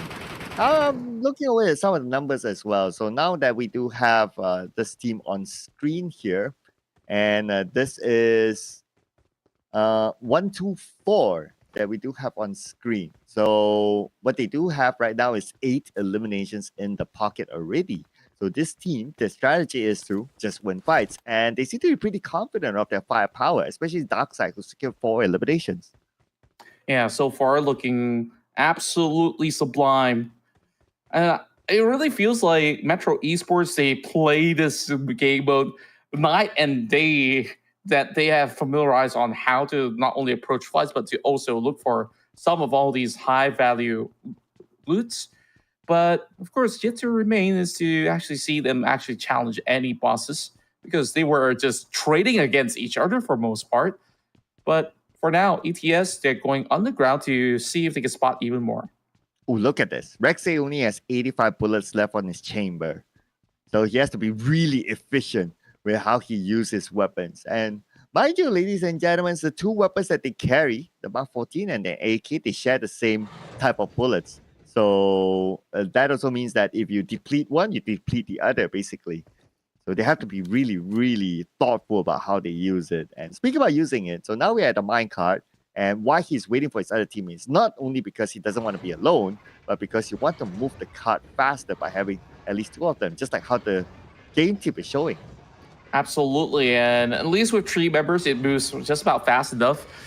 And for most part, ETS, they start all these matches with only 3 members, and they've been absolutely efficient on it. And they also have surpassed some of all the other teams that went out early on. It was very unfortunate for the side of Memory as well as Summer X on how some of all these battles have taken place onto the era play. They managed to find another target, but not exactly another player. So that's not going to be 200k, but just about some extra stash before they go in for the extraction. Here we go. Seems like they will be able to open up the globe to see what they've got. Ooh, Yeah. plenty of full stuff. Nice, good stuff. And one of the more valuable items is that if they are able to find a pile of gold. So the gold brings a lot of value in regular looting, besides, of course, eliminating other players. So the aim is to find that gold to a certain extent, depending on what your strategy is, right? But because it's an RNG, so you might get the gold, you might not get the gold. But in order for you to get that is to get to certain high value loot areas for you to have a chance of getting that gold. And if you're able to get it, well, that's how the points shoot up.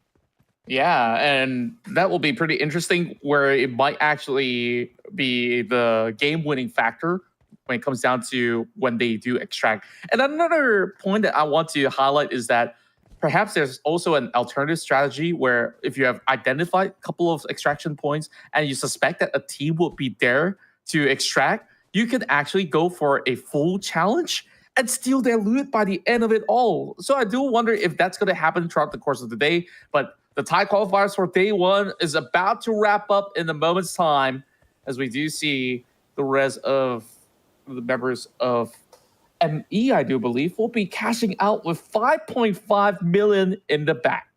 Ooh. I like that you pointed that out, right? That's a really good strategy. Like, you camp around the extraction point, and then whoever comes, you shoot them. But that is why we saw earlier on, like a Muikuk, he tossed a couple of smokes just to make sure that he gets enough cover during the extraction. Because when you want to extract yourself, there will be a channeling time. So during that channeling time, you could potentially be shot down. So that's why he deployed those smokes. But it'll be interesting, like what you say, right, to see if any team were to use that strategy. Yeah, but as for most part, there's multiple extraction points, so it isn't exactly easy to identify whether or not if some of these teams will be going into the same direction. But if they do, well, I guess you just really got to find it out to see who gets the big chunk of the pie at the end of the match. But for Simon Heha, as well as the rest of what I do believe to be 1-4 Esports, they have garnered so much by just spending so much time in the radiation zone that they are now adding close to 7 million already. Yeah, what really helped them is their eliminations, right? I mean, they got 8 eliminations this round, so that brings them to like what? Okay, my math is killing me, but 300,000 times 8, that's a lot of numbers. Okay, my math teacher would be disappointed. Gotta do the math here, all right? Yeah, somebody Allow me asked me to. today whether if I could count to 1, and I yeah. guess like, oh well, we'll get to that bit in the break. But for now, ETS still stacking it up as well. Like I guess like we can begin our math class later on because there's still plenty of time. About 12 minutes and a half on the clock for our remaining teams to be able to add as much as possible. Okay. I did the math now with my trusty calculator. So it's like Oh, you got one. 2.4 mil. Yep. Wow. Yeah, 2.4 mil just through eliminations. Just like that. That's high value as compared to, the previous game. This is staggering amounts. Like the last match concluded with about 4 to 5 million, if I do remember correctly. Mm-hmm. And now when you add this chunk just from elimination points, that is just going to send some of all these guys from the side of 124 Esports all the way up against teams like Metro Esports that's done so well. Yeah, and if you look at the teams that were eliminated, right? CI, and also Memory Time Esports, and also Summer X, because they were all eliminated early, look at how detrimental would that be to their points. All of them about negative 3.9 mil. So it just shows that high risk, high reward, basically. Yeah, and you just got to ensure that at least one member stays alive to be able to bring some points back, because dropping out of a match, you just don't earn anything at all. And this is why this game really swings heavily in favor of those that does finish around the top 3 ratio. And regardless of how many millions they actually cash out by the end of that match, at least knowing the fact that there's only a couple of spots left onto the map, that's a lot of pressure alleviated from their hands. Yeah, so Ben's doing last minute shopping, just like how we all like to do whenever we're on a trip. Especially if you're in Jakarta, a big city, last minute shopping is always a good option before being extracted. True enough, a place that I'll be visiting real soon. Oh, you will? Well. Oh, I will, but shopping, I probably need more cash. If I could use some of these Metro cash in reality, great. Millions to cash out on. But of course, Rupiah also deals with the thousands. So fair enough, right? And if you happen to be the last person in the city, just like our game tip here, the entire map is yours to loot. Yeah, who else is going to challenge you, right? So you can loot your heart's content until your bags are full, you think it's good enough, and you extract yourself. And that's what exactly 124 is doing right now. Full squad, did not lose anyone, and they have the most amount of points collected. This is the perfect scenario for them. Yeah, a major haul coming through for the side of 124 Esports, as they will end the match with some big numbers out there, but we got to take some time to tally everything. Now, this is massive improvements as well when we take a look into how things have actually occurred throughout, game 1 versus game 2. Game 1, it was just an all-out trade. Game 2 is a lot more strategic coming from all of the players on board. Yeah, and at some point, there were like a lot of fights happening at the same area. So we can see how teams see that the value of getting those points on the board. But if you get eliminated, then you go negative. So here's the thing as compared to a regular Battle Royale mode, right? In a regular Battle Royale mode, if your round is done, the points stay. Whatever happens, the points stay. But in this mode, if you were done with the previous round and then you got whatever points there is, if you don't do well this round, your points can decrease. Yeah. So consistency is brought to a whole new level. Which is why I guess that the elimination points do justify itself as well. So if, let's say, a certain team, they had decent loot and they actually traded with some teams as well, then if they were to fall in some of these fights, they will still carry with them those elimination points, which is 300k apiece. So I guess like that is the only guarantor.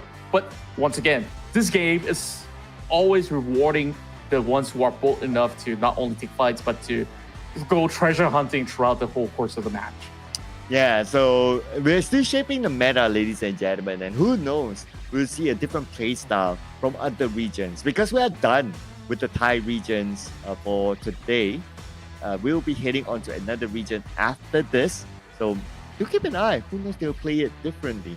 But before we do that, we have to tabulate the scores just to be sure who is on top. But my gut feeling is that 1, 2, 4, they should be at number 1 because they have a huge gap in this round.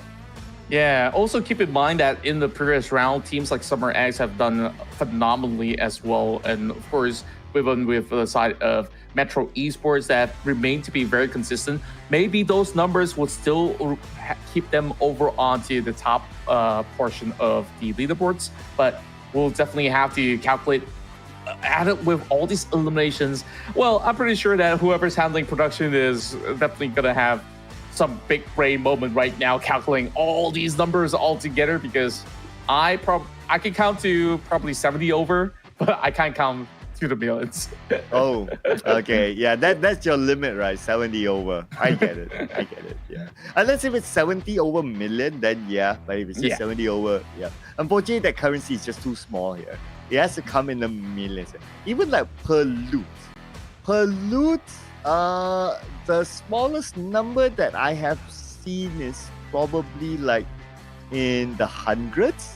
Yeah, but in the hundreds. But of course, as a player or as part of the team, you don't want to go for those hundreds. You want to go for the big tickets. Right? You want to go for at least 1,000. You know, find the big ones like the 10,000s ish and above. So those are the loots that you want to try to aim for. You see, like in the hundreds, you're probably I got better space in my bag to use for. So it's also always that consideration of like whether you take that particular loot or not, because if you decide not to and you leave that space, you want to turn back, you know, there's a risk of you bumping into other zombies and, you know, you might be eliminated and you don't gain any points at all. Yeah, that's always a high possibility of these occurrence into some of the matches of Metro Royale overall. But what we saw early on, I think the limelight of this tournament was what really went down onto the missile silo, where you saw 3 to 4 squads clashing up against each other because they understand what happens if you win and what happens if you don't. Like, so you really have to take those calculated fights. As for the side of ETS, they were really smart. They fought tooth and nail against what I do believe to be Memory Time Esports to be specific, where once they are done, they don't go out hunting for another team. They immediately look for those loots, making sure that they keep themselves pretty healthy. That's most important. And 2, just take over what these teams have gained throughout the span of that course of the match. And this time, a much better performance coming from the side of ETS. But still, I think the team to beat still has to be Metro Esports as well as 124. Yeah, now that I think about it, right? There is that possibility that Metro Esports might be on top because they did very well in game 1 too. I mean, the numbers are just so big, right? It's so hard to tell off the back, like, oh, okay, that team's on top. If it's like a battle royale mode, like the maximum is like 2 digits. So you can just add on. But this one, you have to like subtract and then you have to add. So it's not as easy to like, oh, that team is going to be number 1. So that's why we need to allow our officials to give us the official number before we're able to tell that, oh, that team is definitely winning. Because by the time you reach like round 4, you probably don't really remember what happened in round 1 because there's just so many numbers. Yeah, and of course, we'll just leave production to be able to give us what the final scoreline is going to be looking like. But, you know, taking a look at the past 2 matches, a lot of all these teams, they extract themselves within the final 10-minute margin. But we have not yet to see teams to be going for the very tail end of the final minute in order to bring those maximum points. I guess like there's a very good reason why, because there's also health depletion at stake. You don't want to wait till those super last minute hurdles for you to look for an extraction zone. So once they usually are done with a few more members intact, or if you're going to be all alone, perhaps that could be a game winning play to ensure that you have a full stash of Metro Cash before you actually book out. Or else you won't be able to actually reap all those rewards heading into a long grueling round. And so now that we have seen two different maps, right, and how it's being played, so prior to this show, I was talking to a friend about the Metro Royale mode, and both of us have tried it. We've seen it at EWC where it was first reviewed with a show match, and we had some thoughts about like, hey, you know what would be cool to add to Metro Royale is what's booby that? traps. Oh, booby traps. Yeah, especially onto the underground tunnels as well, right? Because there's so many tight spacing. What if one member gets trapped? Like, you forces all the teammates to be able to respond to that. But you already saw how chaotic it has been into areas like Missile Silo. So I guess like that's something to be concerned of course, to be added into that upcoming modes as well. So I guess right now we'll be going in for a short break. And when we do come back, of course, we'll bring you more action here in the PMSLC Metro Royale. So do stay tuned.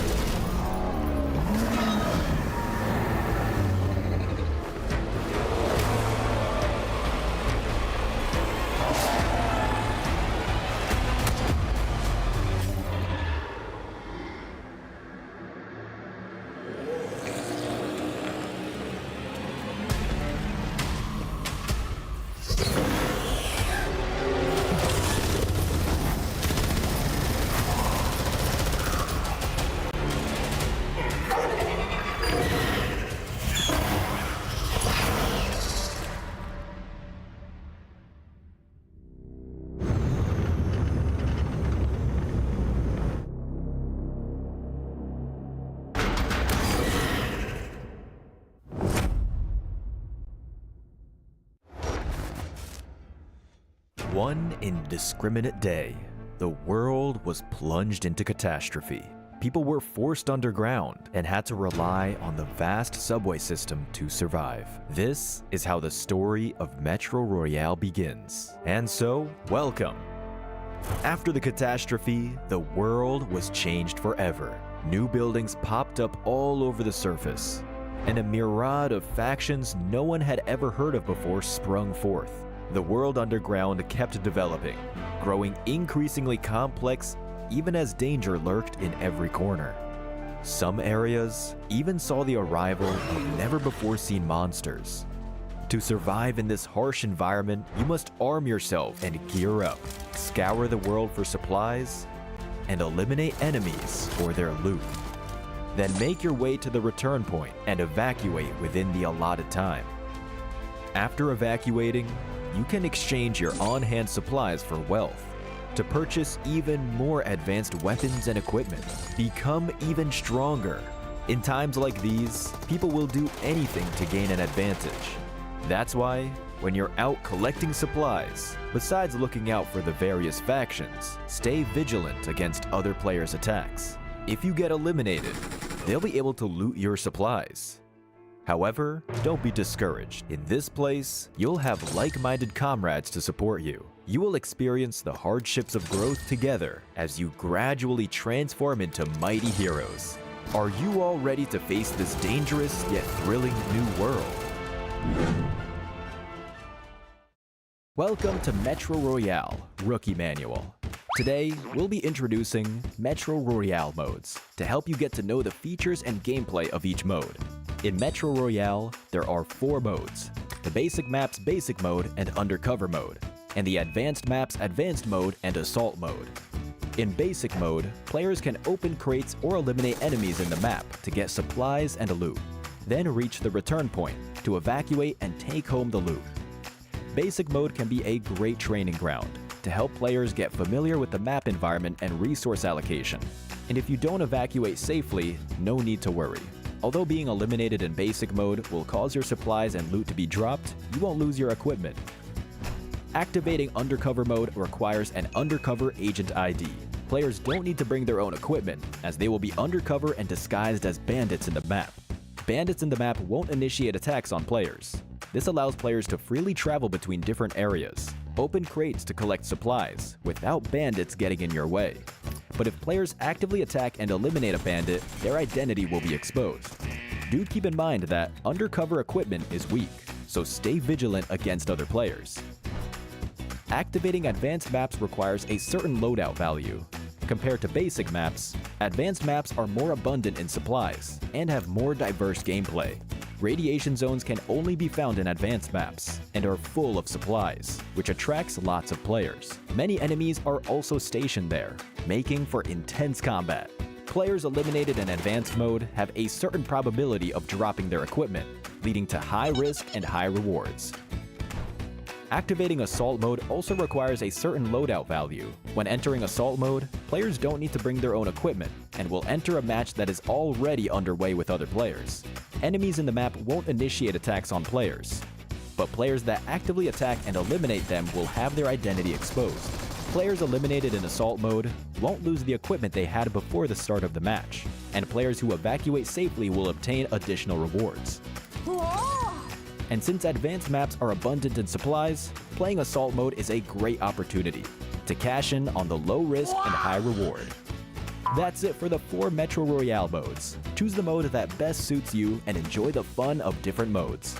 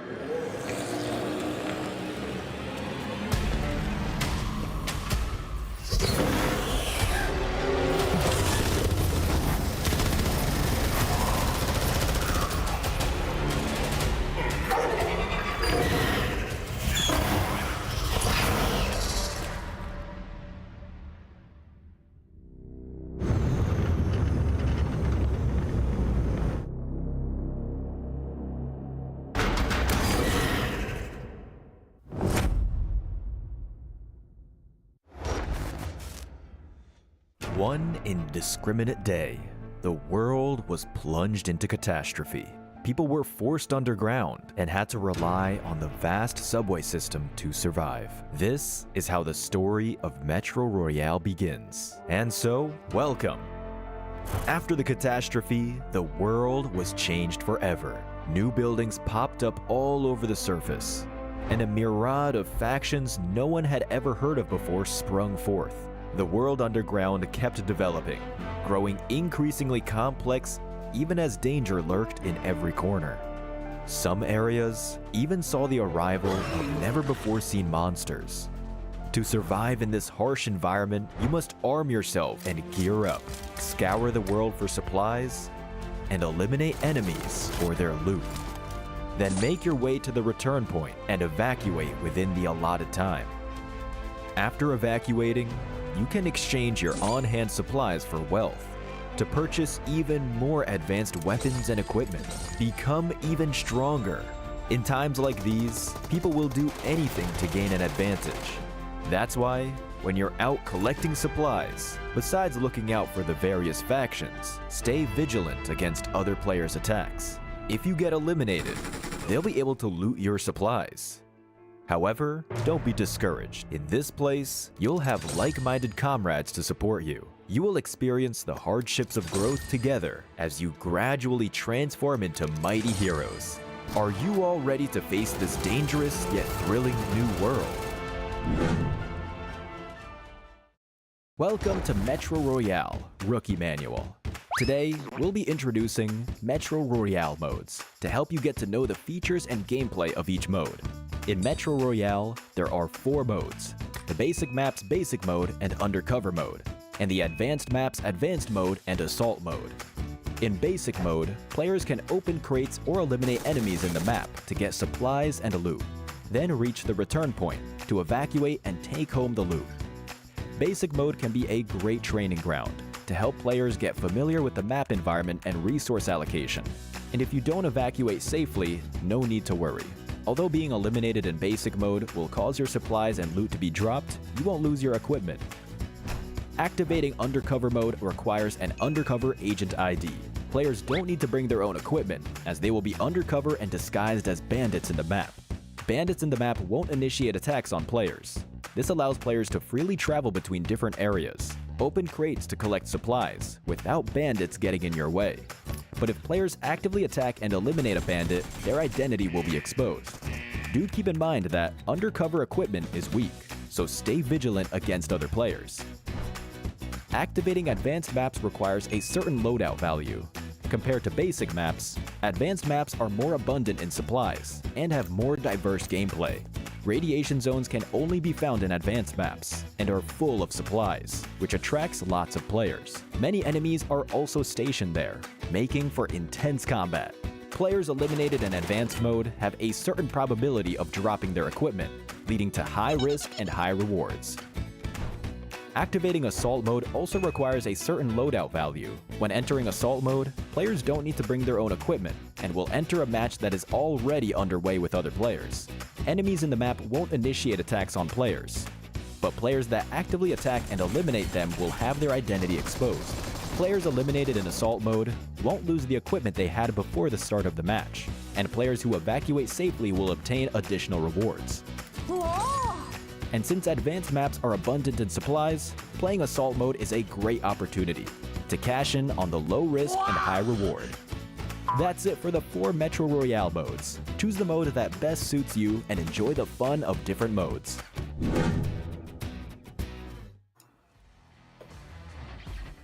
Welcome back, ladies and gentlemen. This is the 2024 PMSL Southeast Asia Metro Royale Edition, where fortune favors the brave. My name is Sir Cloud, together with the amazing Contra, together with me, and we have just concluded the Thai region qualifiers for day number 1.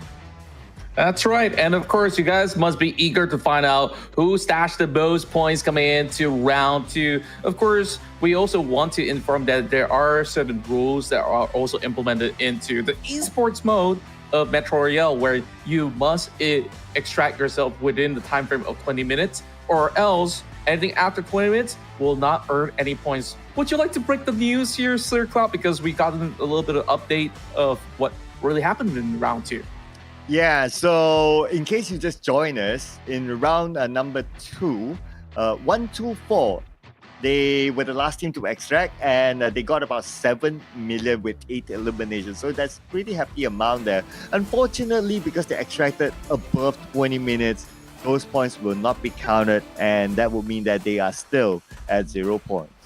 Yeah, it's just so sad because they could have actually scored about 9 million or even perhaps more if they have done so. I mean, maybe I exaggerate some of these numbers out there because they managed to also get plenty full of elimination points in that span of a round and all the deals to 0. So unfortunate for them.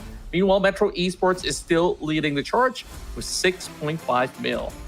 Yeah, followed by Esther the Strong, very, very close by 6.4 mil. So it's really, really tight now. So Metro Esports, they have held on to the number 1 spot for 2 rounds in a row without needing a single elimination. But of course, for the Thai region, they are done for today. They'll be playing again tomorrow. But we have to give credit to the MVP of this round, which is Mui Kok, who came out with 4.6 mil alone. Wow, that's the majority of the points that we've seen so far. I've never really seen any players stacking up to this massive amount, and I wonder how he has been able to do it. Of course, I guess out of all of that chaos that we saw earlier in the span of that match, it was, for most part, Mui Kok was just keeping himself pretty much safe into these matchups where he was not eliminated, or should I even say, has not even gotten eliminations for himself. Metro Esports, they are an absolute loot goblin. They know where to sniff to find all the treasures in the match. Yeah, look at this, right? 11 mil already by now. And their closest contender in the overall ranking is Esther the Strong still with 6.4 mil. So that's almost like double the amount that Esther the Strong has picked up. But then again, it's not over yet. There's still tomorrow for them to play, and they'll be playing another 2 matches again tomorrow. 1, 2, 4. Imagine if their 7 mil was calculated. They will be at number 2 by now. But it was just unfortunate that they extracted about 20 minutes. So again, ladies and gentlemen, for these teams, they need to keep within the time frame. Yeah, it's just so devastating for the side of 1, 2, 4.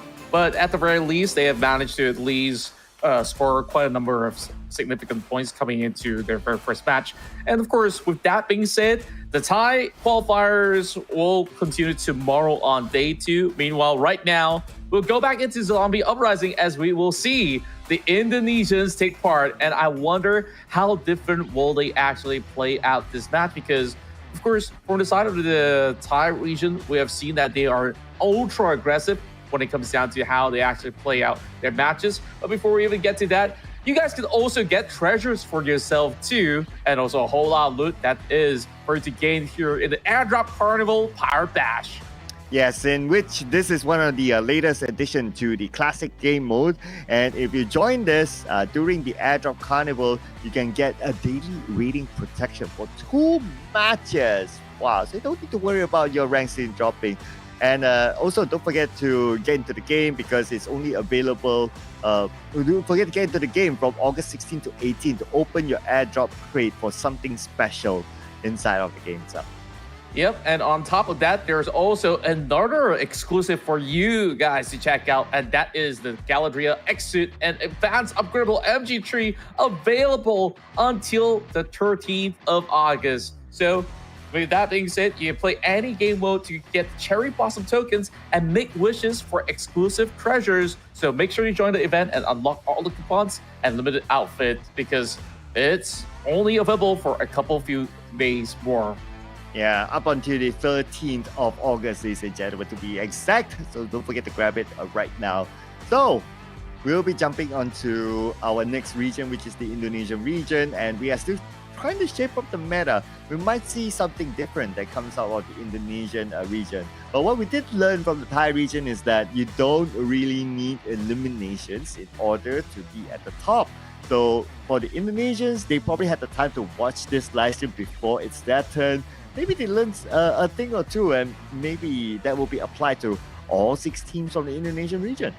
Yeah, what I did actually learn a whole lot is that you must extract before 20 minutes mark. So that itself is very, very important. So to ensure that at least you walk away with some points. Of course, tomorrow we'll see 1-2 for bounce back a lot harder. But for the Indonesian region, now that they actually get a glimpse of how the playbook is like for the side of Thailand, like they can actually utilize this to their own advantage onto how they actually play through the courses of what's to come here into Zombie Uprising. Of course, we see the flavor of the time. Now things are getting even spicier coming from the Indonesian side. So PMSL, Metro Royale is about to begin in just about 3 seconds from now. Let's see what they churn up as they all spawn into different locations of the map.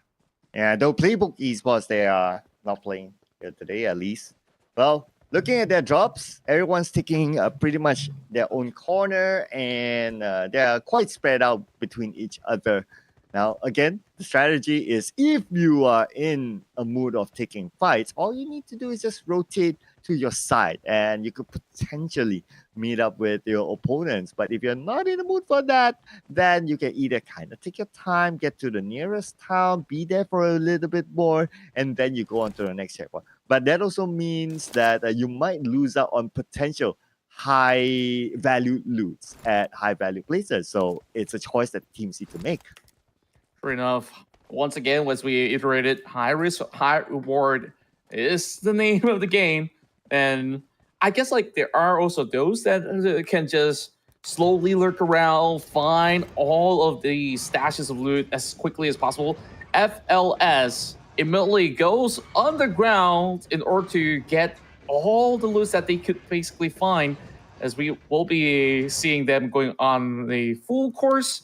Meanwhile, on the outskirts, really seems to be nothing major has been happening as they are scouting all around, making sure that there's not going to be teams surrounding them in the initial phase. So over on the side of the Indonesian squads, we have so many great names with Tyranno Rex, TTM Esports, Susu, C Team Tiga, Royal Naga ID, as well as Fellas Indonesia. And I guess the difference that we can see here is that so far, no real early fights. In the previous round, or at least in the first round, we saw that there was a fight that happened below 2 minutes within the game.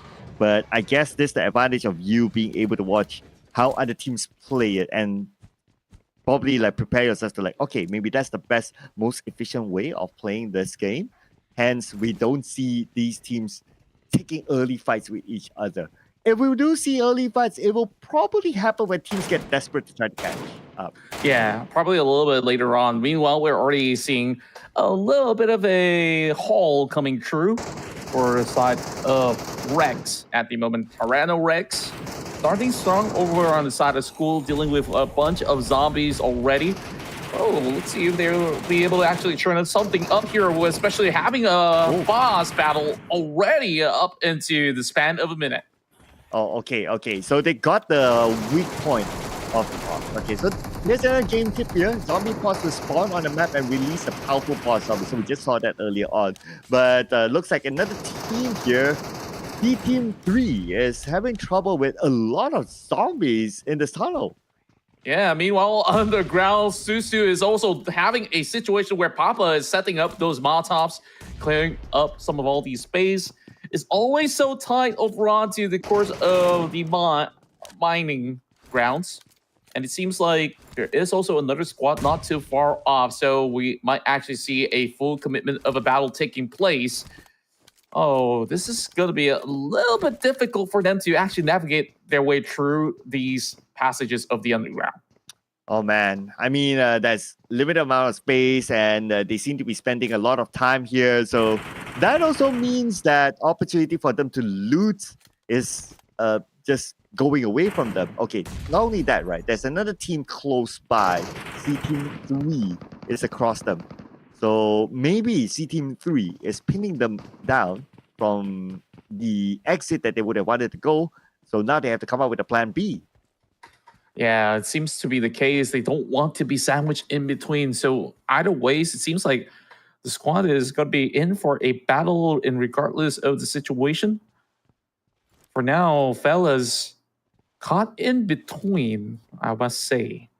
So what's going to be the call here coming from the side of TTM? They are approaching really close by. Wahyun's got to be very, very careful about this situation. Footsteps have been heard, and he's just by the corner. He didn't check. Oh no. Is he going to get caught out? Oh, okay. Here we go. We'll get the answer real soon. So it looks like they're going to rush in. And little did Wahyu know that somebody is there. So he took a bit of damage, but lucky enough for him, this is a level 6 best that we're talking about. So they can tank out a little bit more than the usual Battle Royale game, but still, you can be knocked. And that is a situation that they're facing now. Oh, that's a double knock. And finally, they spot out the straggler. They've been ambushed coming from the back, and Arya has been able to hold him off for now, going for the drop shot, trying to salvage the situation, but will still be down on his knees as well. ETM now left with one member left as the rest of FLS will clear everything up. The fellas doing themselves a wonderful job right here. Oh, man. They are amazing fellas here. And so far, so good for them. Okay, they managed to survive it. So that's going to be the key thing. Because if you get eliminated, then, well, a negative 3 million, 3.9 million. And not only that, you cannot loot. You cannot do anything. You have to wait for the next round. It's not the best situation to be in.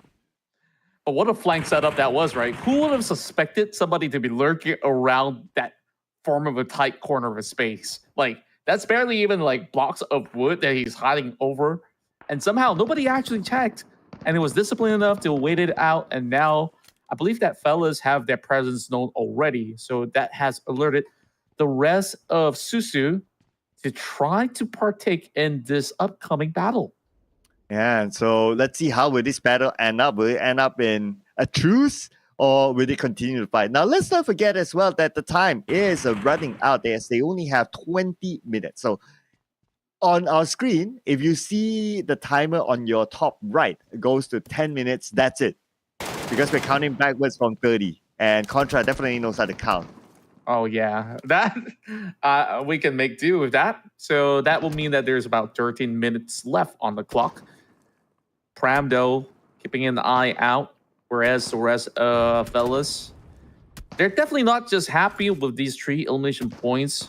So if they can find a good passage or get some good utility tossed in, this could be a good opener in between this fight against the rest of Susu. But like you said, they're stagnating, just waiting around. Whereas look at Rex as well as Naga. There's already 2 million for the side of Tyranno Rex at the moment.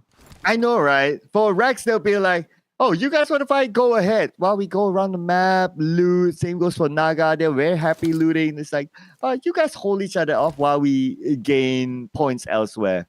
And this is the thing about extended fights. So it just shows that in this game mode, you cannot extend your fights. Like in the regular Battle Royale, as long as you get the circle, you can. But in this mode, you can't. But oh, Smokers, that was a bit of a risk that turning his back to his opponent. Yeah, Team SI, C-Team Tiga is just holding on to the exit as well. So it really feels like Team Susu, they got no choice but to really wait in between because they don't really have a space to even go out of this tunnel at the moment. A very, very awkward situation. Meanwhile, at least for the side of C-Team, they have already gotten about 1.2 million. But that's not going to hold out. It really feels like they're just going to be keeping them hostage at the moment. Yeah, and it's not going to do them that much good, right? Yes, you got the 1.2 mil right now, cool. But Rex and Naga, they'll be like, yeah, we can continue to loot them while you can hold on to your 1.2 mil. Okay, shots fired up by myself. Nice long range shot to take down Pram. And look at the gap between Lan and Pram. Like there's an opening there. The moment he runs to save his teammate, he might be shot down too. Yeah, this is where it is going to be a little tricky. That's where smokes have been deployed in order to just keep his teammates pretty much covered up well. But other than that, it's going to be hard to just run into the middle of the tunnel and not expect any form of response. But of course, little do they know, there's only one member out there to go in for the save. So Arya's not going to be joining the group as well once he got lifted up. It's a few more seconds for them to just cut by the smoke and turn the other way around. So fellas, I guess that now that they are on that receiving end, they might consider just turning their backs. Yeah, and at this standstill, I'm sure they could use a snack like how we do as well. Mm-hmm. Yeah, just saying. But looks like there's a disengagement happening here. They know that it's not worth it to be in a Mexican standoff in this game mode. Yeah, and they're also taking a very long time. Just about 5 minutes right underneath this tunnel without any form of loots. They're still going for exchanges against Pram. And that doesn't seem like they managed to even catch him just yet. I thought that he would have actually run off. Why did they still keep themselves around? Seems to be the curious case here. But caught over on the other end, having a little bit of setup. Just to try to deal with the situation against the side of SI. They try to push through. Truly member strong. Can Awak do the trick here? He's being brought down really low. Only about 15 HP left. Rush. It's perfect. Oh no, that is bad. That's going to be 300,000 points in the pocket of Susu. And looks like they'll be happy with the point, but they're not done yet in this area. They pick up another 300,000 points. Man, they could probably pick up like 900,000 points because they got another knockdown earlier on. Unless they can go in for the chase onto Boy, then they'll pick up another 300,000. But Boy says, nope, I'm done. Wow, it's just so impressive on how Susu, despite being sandwiched in between, they are actually winning both of the fights. Like singling out each respective target, and now that actually forces the way through. But for Rex, Big Nate's now dropping right in. They are thinking about turning their way back. It's never too late, but now that this whole tunnel is congested, no team can make it in or even out. I mean, it's a tight corner, right? So whenever you like try to run and your enemy, it's like a straight line of sight. So it's not the situation that you really want to take fights in, and that's why we do see this long Mexican standoff. Mind you, Contra, we have about 8 more minutes to go, and they must extract out all these hope before nothing. Yeah, 8 minutes. I'm not sure if that is enough time. What if this awkward situation arises where it's already 10 minutes and nobody extracts? Then everybody is going to be walking out with 0 points, if that's going to be the case. Big Nate though coming in. As we do see, Rex does actually find that connection, now dodging that grenade, having themselves zoned off by land here, dropping those Molotovs through the staircase. He's just throwing everything, including the kitchen sink, to keep them at bay. You know what? One of Rex's players had enough and he has extracted himself. He's like, okay, I'm done with this. I'm not going to join you guys. You know, it's just a waste of time. But for his other teammates, it's like they are still struggling in this tunnel. But that opens up the opportunity for Naga to overtake them in the overalls. I think that's a really smart play. Now that you have members extracted, which I assume to have carried a lot of all the loots, they make sure they have a guaranteed value at the very least so that they can actually go in, commit into some of these battles. But the catch is that they are one man down in these fights. So the likelihood for them to win maybe has deduced into a certain percentage. But overall, this is just going to be a tough one to crack right now. But Hazel is getting pushed right through. The Nate now cooked up. But not going to be unleashing it just yet. The rest of the fellas are not going to be pushing through just yet. Okay, and I guess I do understand the strategy from Rex sending one player to be extracted, because if you have at least one player extracted, means it counts for the whole team's points. So that's really interesting. So that's the strategy that they deploy. But we move forward to Susu now. So Susu, they're not happy with that 200,000 points. They need a lot more. So that's why they are now in this high loot area. But look at the damage by these zombies. Wow, great play coming in from the rest of Susu. Once they are done with all of that altercation through the bottom end of the tunnel, they find themselves against this boss up top of the roof. How did they even climb up here? But no worries at all. There's going to be a full spot to be able to deal with that, but there's more zombies coming in from the back. should be able to clear it without any form of hesitation. So Susu, they should be able to add high value. Let's see what's in the bag. Okay. There you go. But first, you gotta replenish yourself before the next horde of zombies might come. So everyone's resetting, they're taking their time. Okay, and everyone's time to loot. Okay, how much time do they have left? They have about 5 more minutes to go. Now we're back onto the tunnel here. Looks like Arya is shooting at another regular zombie. Yeah, and from that boss alone, it seems like Rex has been able to add it a total value of 2.2 million at the moment. Naga, on the other hand, we have not really seen what Naga has been cooking, but I believe that they're also hunting out for loot since they're not participating in this form of a underground fight, so to speak. So these 3 teams taking a little too long. Only 5 more minutes left on the clock, ladies and gents. Somebody's got to settle scores. Well, I do smell what Naga is cooking, and they're cooking up points now. Who needs elimination points if you can collect that amount of loot? And so far, so good for them. 2.5 mil in their pockets, while Rex is trailing behind by 2.2 mil. And Naga is still a full squad in the map, looting somewhere, and they can add more to their point tally. Now they have about roughly 4 minutes left. And I'm not too sure of FLS. Are they able to extract themselves in time because they are still in the tunnel? Yeah, it's so tough to even navigate that way out and also look for an extraction point at the very same time. Fellas, have they done just about enough where they only have about 171 at the moment? But of course, consider the fact that they have 4 eliminations. That seems to be pretty good when it comes down to what they've added in the form of 300k per elimination. Right. Okay. So that's the extraction point in front of Naga. So they're doing their last minute shopping before they extract themselves. They should be pretty happy with the 2.6 mil or maybe 2.7 mil by the time they extract. But here we go. Land plus 1 immediately gets a knockdown. There you go. That's going to be probably 300k in the bag. Wow, beautiful stuff. As they will be able to just get even more. If Land can secure another one, that will be absolutely perfect for the side of the fellas, as they already have, of course, navigated with this certain zone for extraction point. Myself, though, now dealing with the situation, dropping these nades. This is not looking all too good here in the radiation zone where full-on battle is taking place. 3 minutes on the clock left, and it's going to be 6. The boy that will be able to find it all. And let's see, does he manage to cash out? He's got 1.6 at the moment. He can actually take all these other weapons, including the P90 that's worth 75k. Yeah, that's the big number that I saw earlier on. That's a nice ticket there.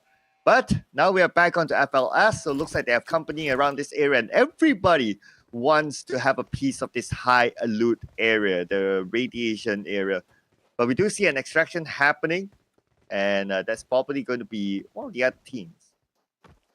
Yep, that's right. And on top of that, Pram identified that there are runners out there. And oh, what a catch that was from Pram. He also spots the second one. Gets 2. Oh, nice. Fellas, they're just reaping all of these rewards absolutely from the hands of Pram. Oh, that's a beautiful one by Pram. 600k in the pocket, just like that, from the rooftop. Nice sharp shooting by the man himself. And now we got Papa here. I think he's the one that needs a daddy right now because he's all alone. I'm not too sure if he can even survive to make the cut. There's 650,000 Metro cash in hand. So he's got to quickly look for that extraction point, at least walk away with something of value. Now, 3 teams eliminated already. It's between FLS, Rex, as well as Naga to be able to really take up with those big points. Meanwhile, Hazel, he saw the extraction point, but there is smoke being popped right there. So, Api, you will be able to actually navigate safely off of that extraction point. So, good work. And now it's Tyranno's Rex's turn to actually get off the map as well. Yeah. Adios, amigo. From him. And now Rex, yeah, they should be okay. I mean, the extraction point is just next to them. So, it's just a matter of time till they extract themselves. I mean, a minute is plenty of time for them to get out of this. Okay, and they're getting ready right now. So we will end around number 1 real soon. Okay, honey, last minute shot. No, dude, time's up, dude. Gotta get up right now. Okay, yeah, I believe his teammates call him back. Yeah, 45 seconds and less on the clock at the moment, as Hazel is already ejecting off of the match. But Papa, he's so far off from the zone. Can he make it in time? He's trying to get out of this area, but he's still underneath the tunnel. Oh no, this is bad. 25 more seconds left. I doubt he'll be able to make it. So yeah, but so his 650k that he looted, unfortunately, that might not count. But for the other members of FLS, looks like they're making their way through. And if you guys think about FLS, they have not extracted at all as well. Oh no, Contra, this is bad. 2.5 mil. And 7 elimination points as well.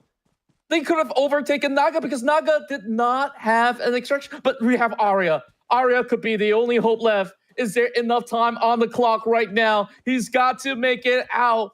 And is it time up yet? Oh, unfortunately, I don't think he does.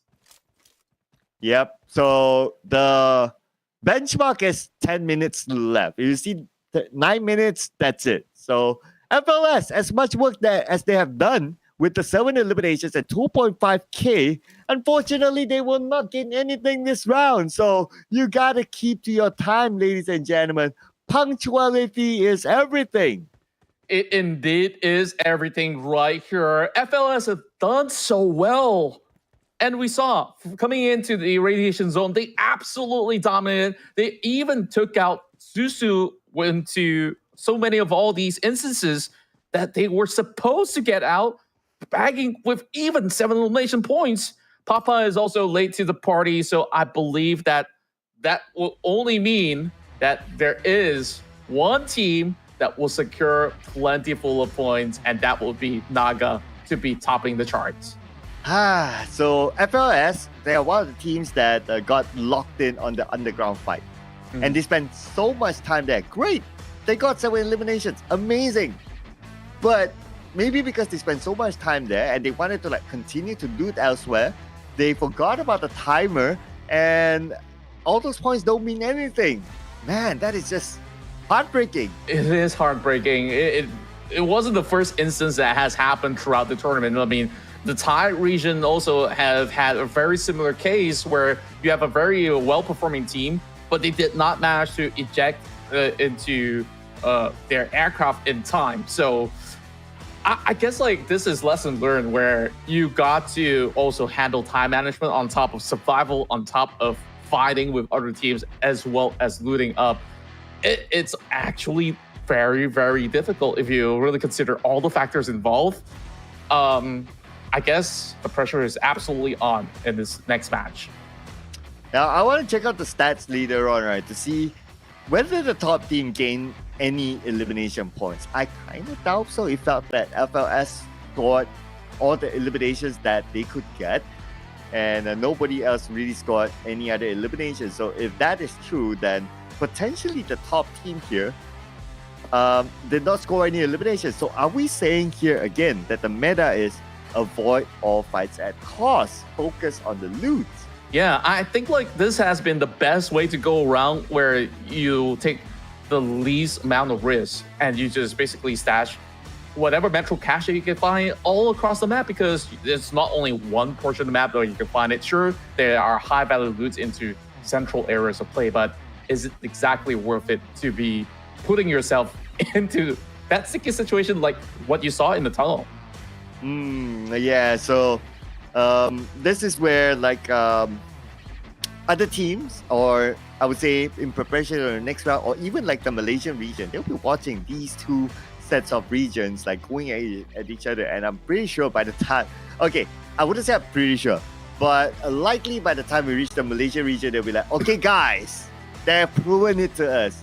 Taking fights are not worth it. So maybe we'll just all call it a truce chill and just make it like a looting race.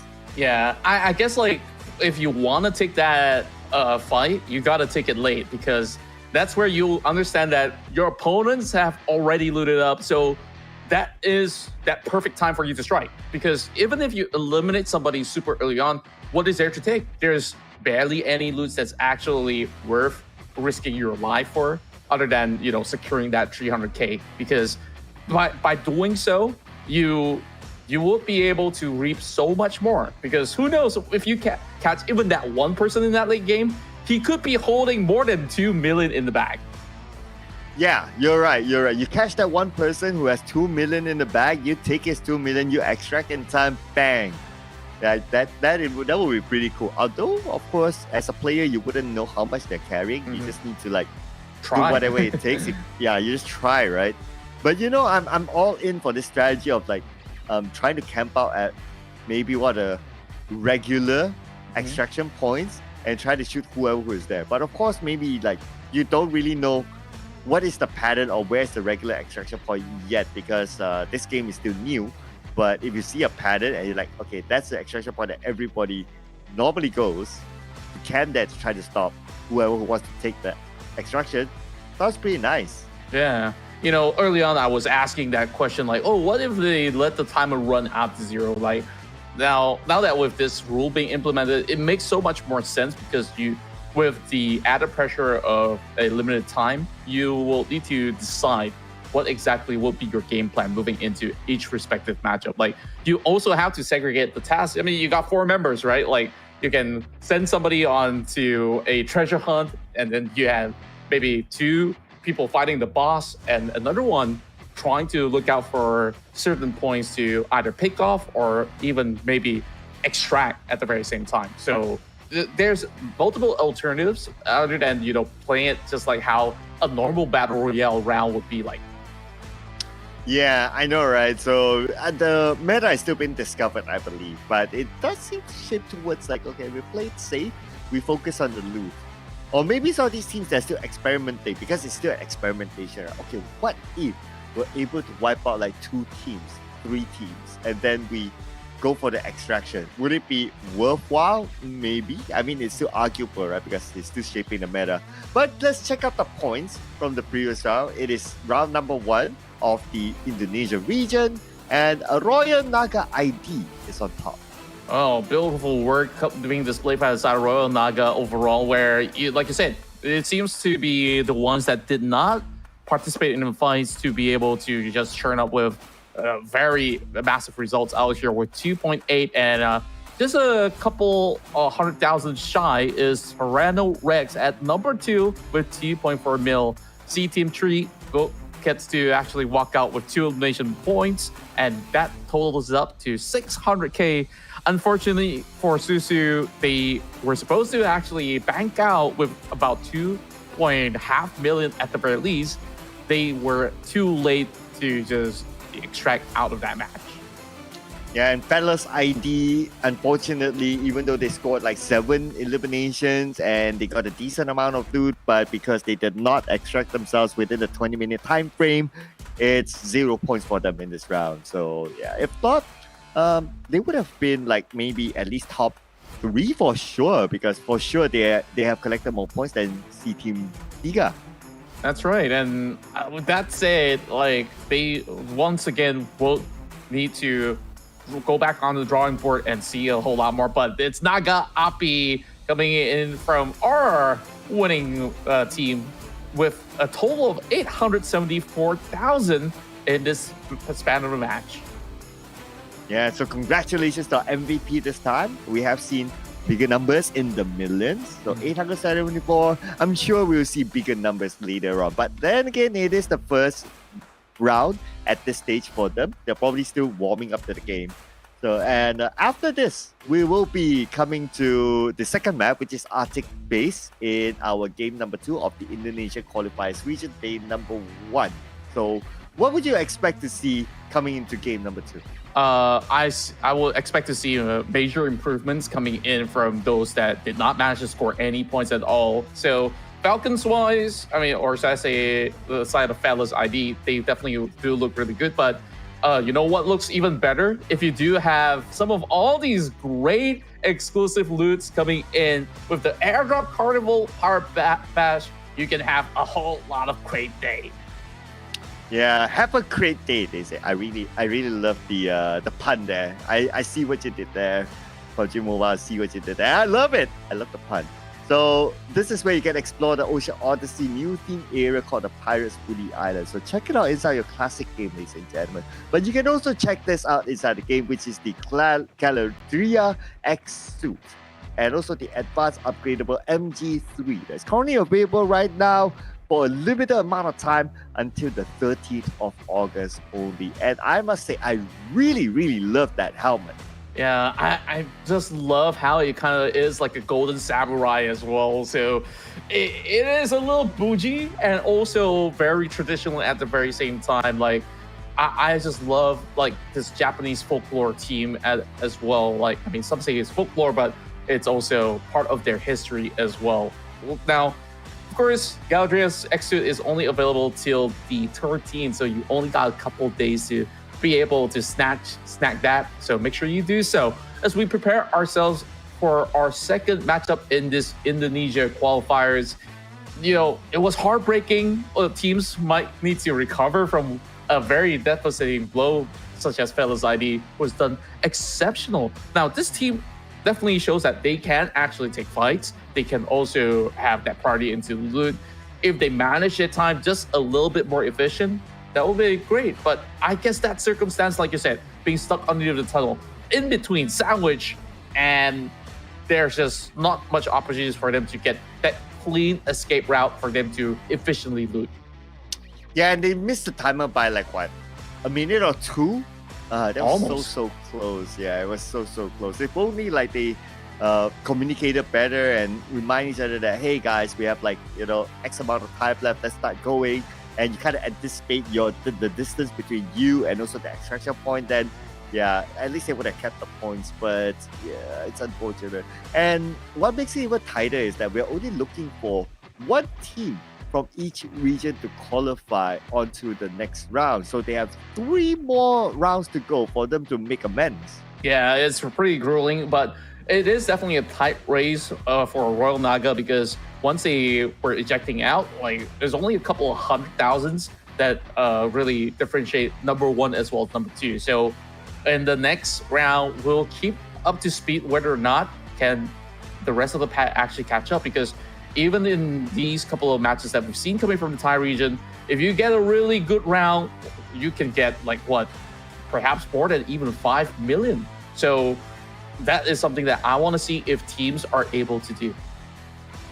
Yeah, and what is the formula to do it right? So you see, big numbers there, but there must be like a formula of like, okay, do we go here to loot first? Do we do that first, or do we do whatever first, right? So this will be shaped by the teams as we go along this tournament. I'm pretty sure. Try to find the most efficient route. Try to find the place where you will kind of know that, okay, that area is a high loot area, high tier loot area, and go for it. And also not to forget that if you play inside this game, the loots are not marked on the minimap. So you have to know where exactly the loots are at whichever area that you're playing, whether it's underneath the bridge, it could be a bit hidden, so that you don't miss out on those loots and you go to another area not knowing that you have completed your loots in that previous area. So the map knowledge itself is to the extent of like knowing where the boxes are. Yeah, I think like that is absolutely key into figuring out how much you can actually gain. And on top of, you know, all these potential zombie spawns where you can even, of course, get some of all these boss challenges up very early into the match. So if they could basically secure that successfully, that's a guaranteed million at the very least, or at least close to a million, should I say. Now that I've thought things through, like perhaps the ideal situation here is like, yes, you definitely have to go for loots first, and you probably want to win one battle to secure it. So perhaps if they're confident enough, just go ahead once they're done looting, send that one member to take everything and go to the extraction point. You guarantee that amount, and then whatever fights that you want to take up next, you win that one battle, and perhaps spend some time more if you do have that privilege, just to get that bonus. So other than that, I feel like they could do however they please. Since you're coming up with thoughts, right? So I have a thought as well. So far, we've seen the top teams not taking fights, or at least not getting eliminations, right? What if the reason that they not doing that, besides the objective of like, okay, we want to collect loot, is that they are not confident with their firepower? Maybe. So yeah, so here's the big idea, right? Those teams that are willing to take fights, especially like 7 eliminations, 8 eliminations, it's clear that they're quite confident with their firepower. And what if the game plan is that for them to, well, you can't hot drop in this mode, but to rotate to find those top teams to eliminate them as early as possible? Oh, now that actually changes everything right now. So you're saying that perhaps even Royal Naga might actually see a target on their back the moment the game starts. They'll be on the hunt. Of course, first and foremost, with those sort of spawns coming in across the map, you need to also identify whether or not if that team in specific is the team that you're actually hitting on. So just take your pick. If that is going to be the game plan, I guess it can actually work out. But of course, consider the fact that, it's level 6 vest, level 6 helmet. It's not going to be all too straightforward. But so long as they don't play on open space, I think they're fine. Yeah, I understand as well, right? It's not like Battle Royale whereby you can analyze, these teams' drop spots is here, they like to rotate here from that particular drop spot at the start of the game. This is like, well, you don't exactly know where they spawn. You kind of have an idea because they will start off at the corners, but you don't know that team itself that you want to hunt. Is it that team, or could it be another team that has the level of firepower that you have? So you kind of like roll the dice to sort of take that risk if you think it's worthwhile for you to do it. But let's see if that actually happens. But I doubt so, since it's only game number 2 out of our 4 games. We'll be jumping into Arctic base for the Indonesian qualifiers. That's right. A change of scenery and a change of hands, perhaps, to see who will be the ones at the top to cash out on most of that Metro cash as we jump right into another one. This time, of course, we're taking a look into Toronto Regs, currently holding into a top 2 position with Royal Naga leading the charge. So Naga Mas already coming into the area of play, taking the quick zip line to just get right through the middle. So as we can take a look into the minimap, Missile Silo is going to be the spot for what's about to happen. A whole lot of contests for those high value loot. All right, here we go.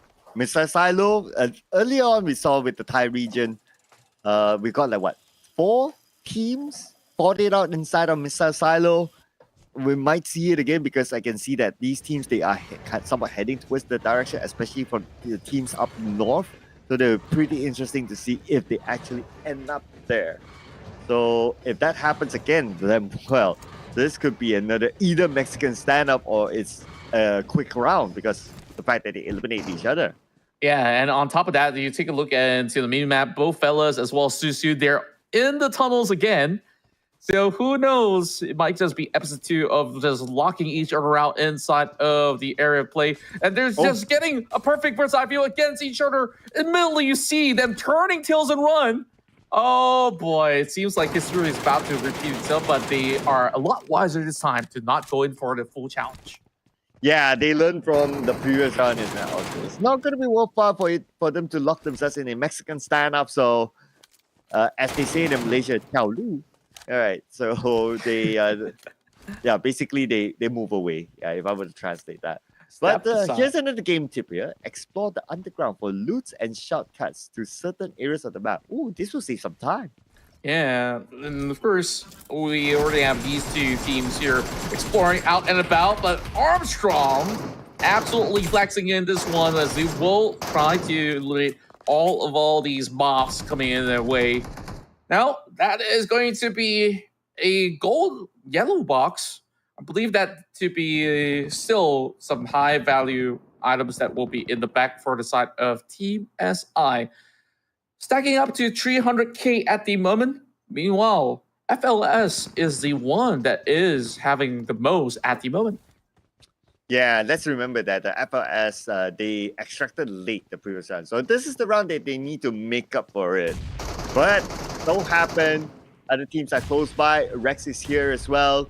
And FLS, yeah, they did have the firepower as shown in the previous round, but they need to maintain the consistency. If they get eliminated early, well, that's 2 rounds in a row, potentially 0. Yeah, this is just so tough for the side of Susu. Caught up in between with nothing to loot. Meanwhile, Fellas gets caught out. This is huge coming in from the side of Bray as they push right through. Great Molotov toss right in as a response coming from the side of Fellas. But Grenade Galore now lopped right in. I don't think that Jimmy will be able to make the cut, perhaps. Another big splash of a chunk of damage to be done. If Ariel wants any hope of keeping his teammates alive, they gotta go in for rescue right now. But there is still more to come with pressure from the side of Tyranno Rex. And Hanif secures his first elimination. And that's going to be 300,000 in the bag. Now, let's see what happens here because looks like Rex is still pretty much in the chase of FLS. I mean, they do have the confidence. They do have the numbers. While that, loot up on your enemy's box. And I do see an AK there. 80,000 loot worth. Yeah, but by default, they already have AK of their own. It's more about all the other stash of items as well that you get to replenish. Oh, they're all stuck underneath Susu. Oh. From one end to another, they are still in a predicament. And this time, it's against TTM.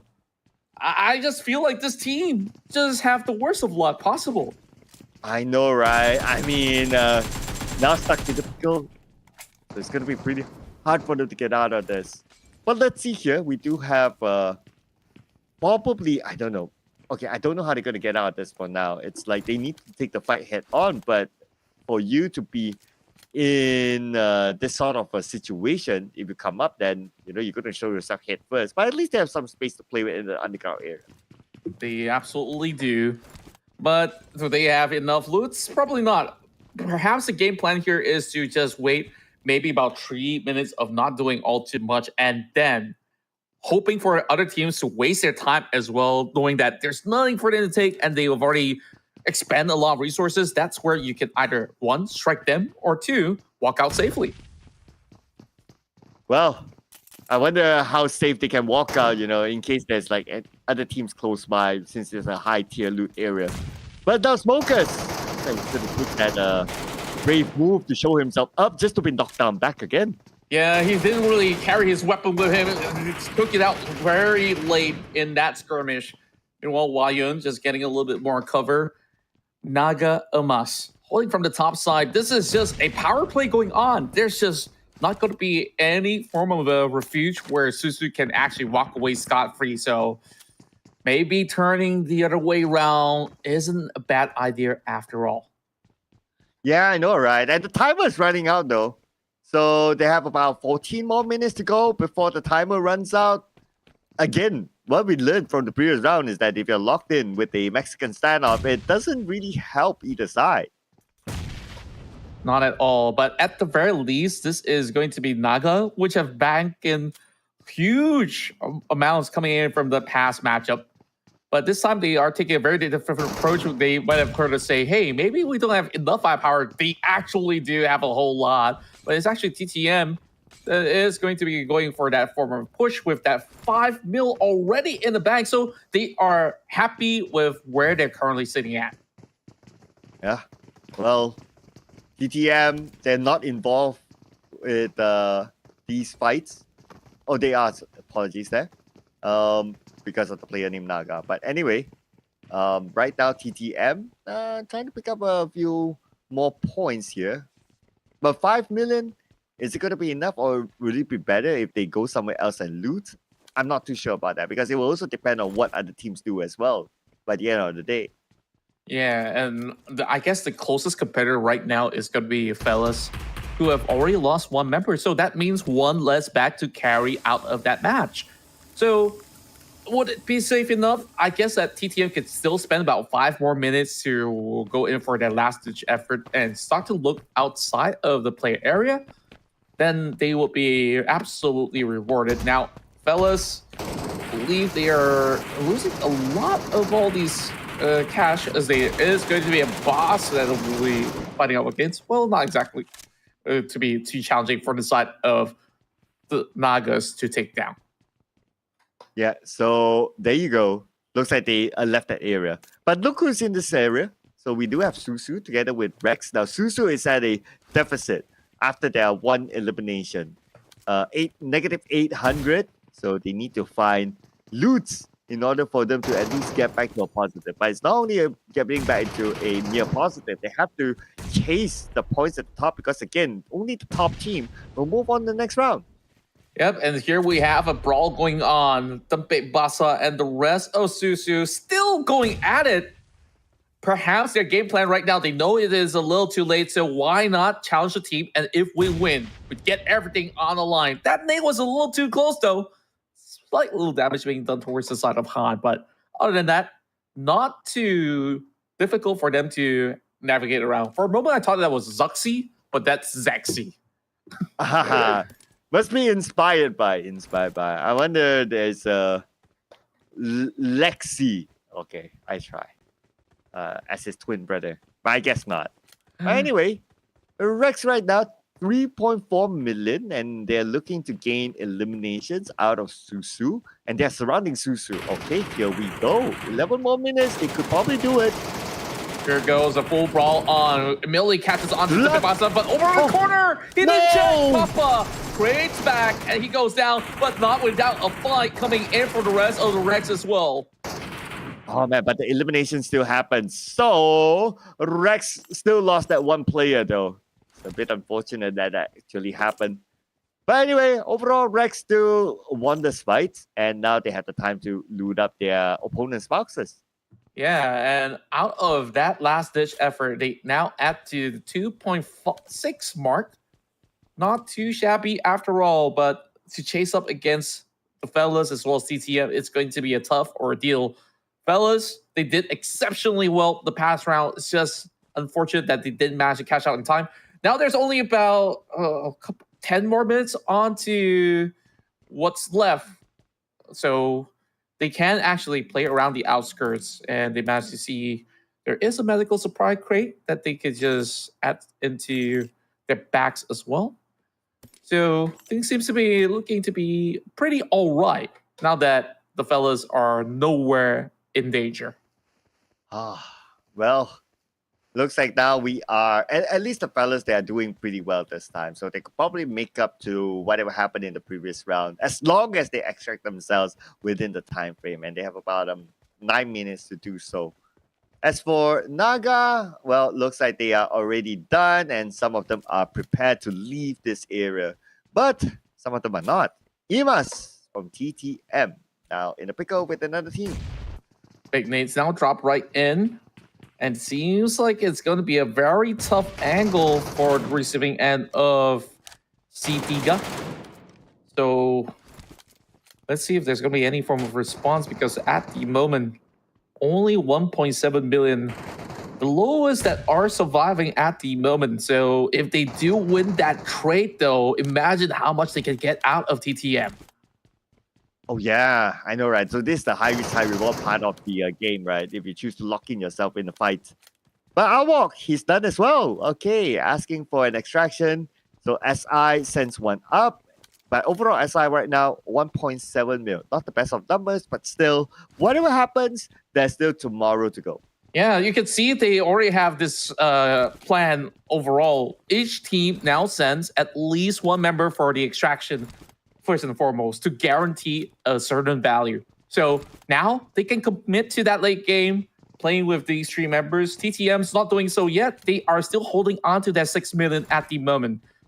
Oh, this is very, very risky, my friend, but they are already looking for alternative routes. Rex, however, they have 2.7, but perhaps they might be saying, hey, this might just be okay to book out. No shots fired by Za. Boy, picking up this nade, he can blow a nice one into their faces. It will be great. Okay, nice angle tossed out, but then again, TTM, they did not bite the bait, so no casualties there. Whoa, great damage being done as boy managing to pop a grenade that catches onto two. And it does not amass. Oh, this is looking pretty bad. No, this is the time to strike. DT got there, gonna look for it. Go, left, right, and boy, still survives. And now they rush it all in right now, ladies and gentlemen. They should be able to get the knockdown, but Zah cannot lose this fight. And Zah survives it for his team. Look at the amount of health he has. And he did it. He did it for SI. How the tables have turned. The unthinkable has happened. SI, they now claim more than 6 million from the side of TTM. Oh, that was such a waste for TTM to commit to that. Whew. Wow, that was a good rush in there. They knew that they have the advantage after the 2 knocks. Immediately rush in and look at the amount of loot here. Okay, I'm looking at our numbers going up right now. 2.6 to 2.7, potentially even more really soon. And even that, those numbers, they have not counted the numbers that they've gotten through eliminations. And through eliminations, they have got 1.2 mil. Yeah, it's just crazy what's really happening in this matchup.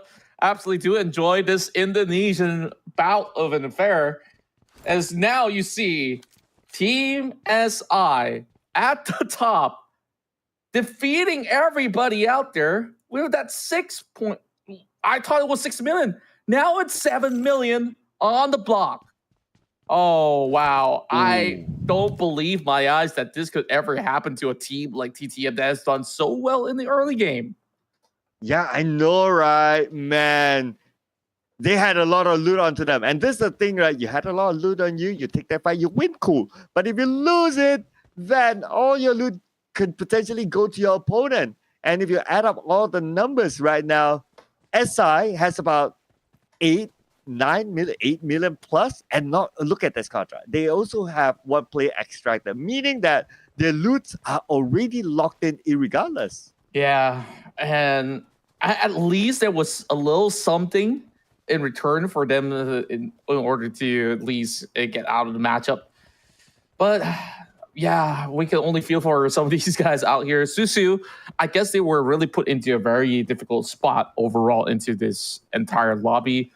Oh, once again, stuck inside of the tunnel, unable to really respond or so. But of course, incredible work coming from the side of SI, which they have finally figured out. Get that. If you're behind, go for that fight. You must take that fight.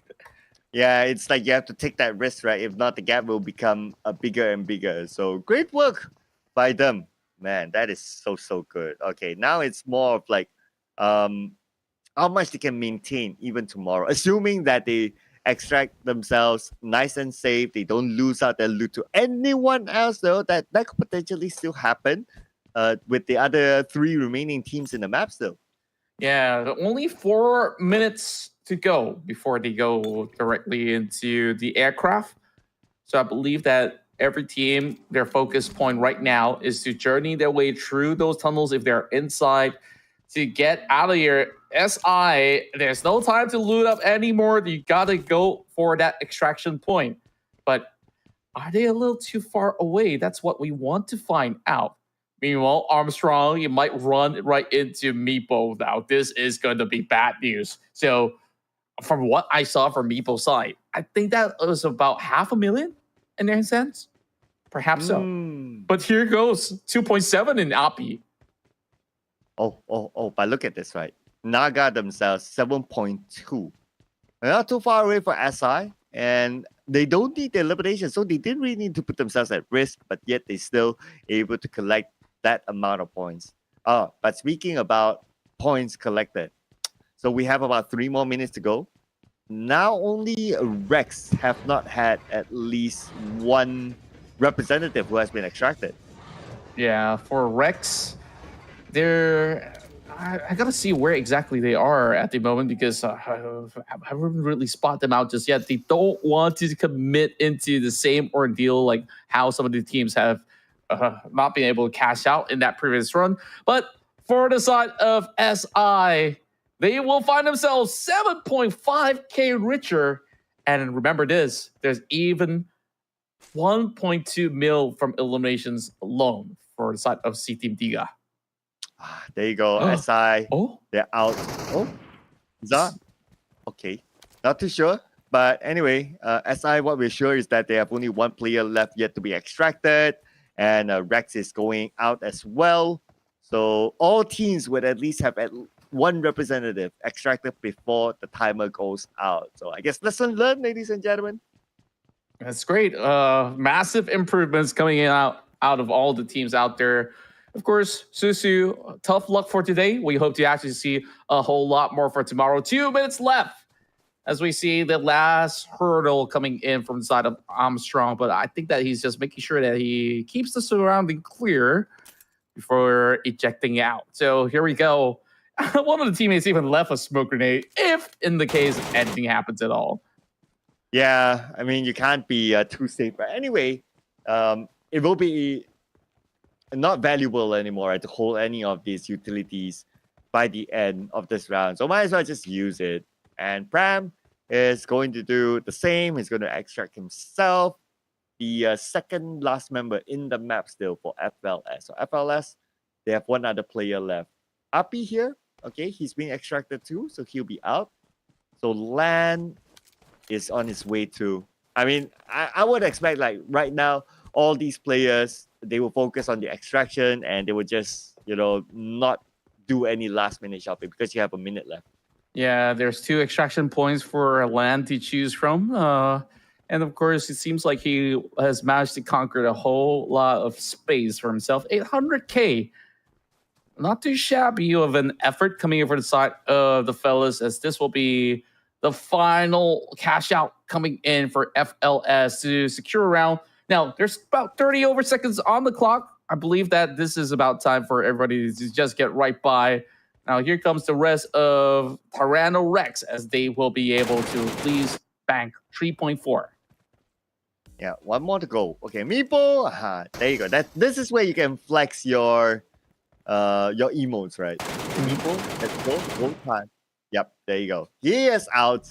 And that is it, ladies and gentlemen, for this round. Everybody managed to get out before the 20-minute timer goes out. So everyone will lock in their points.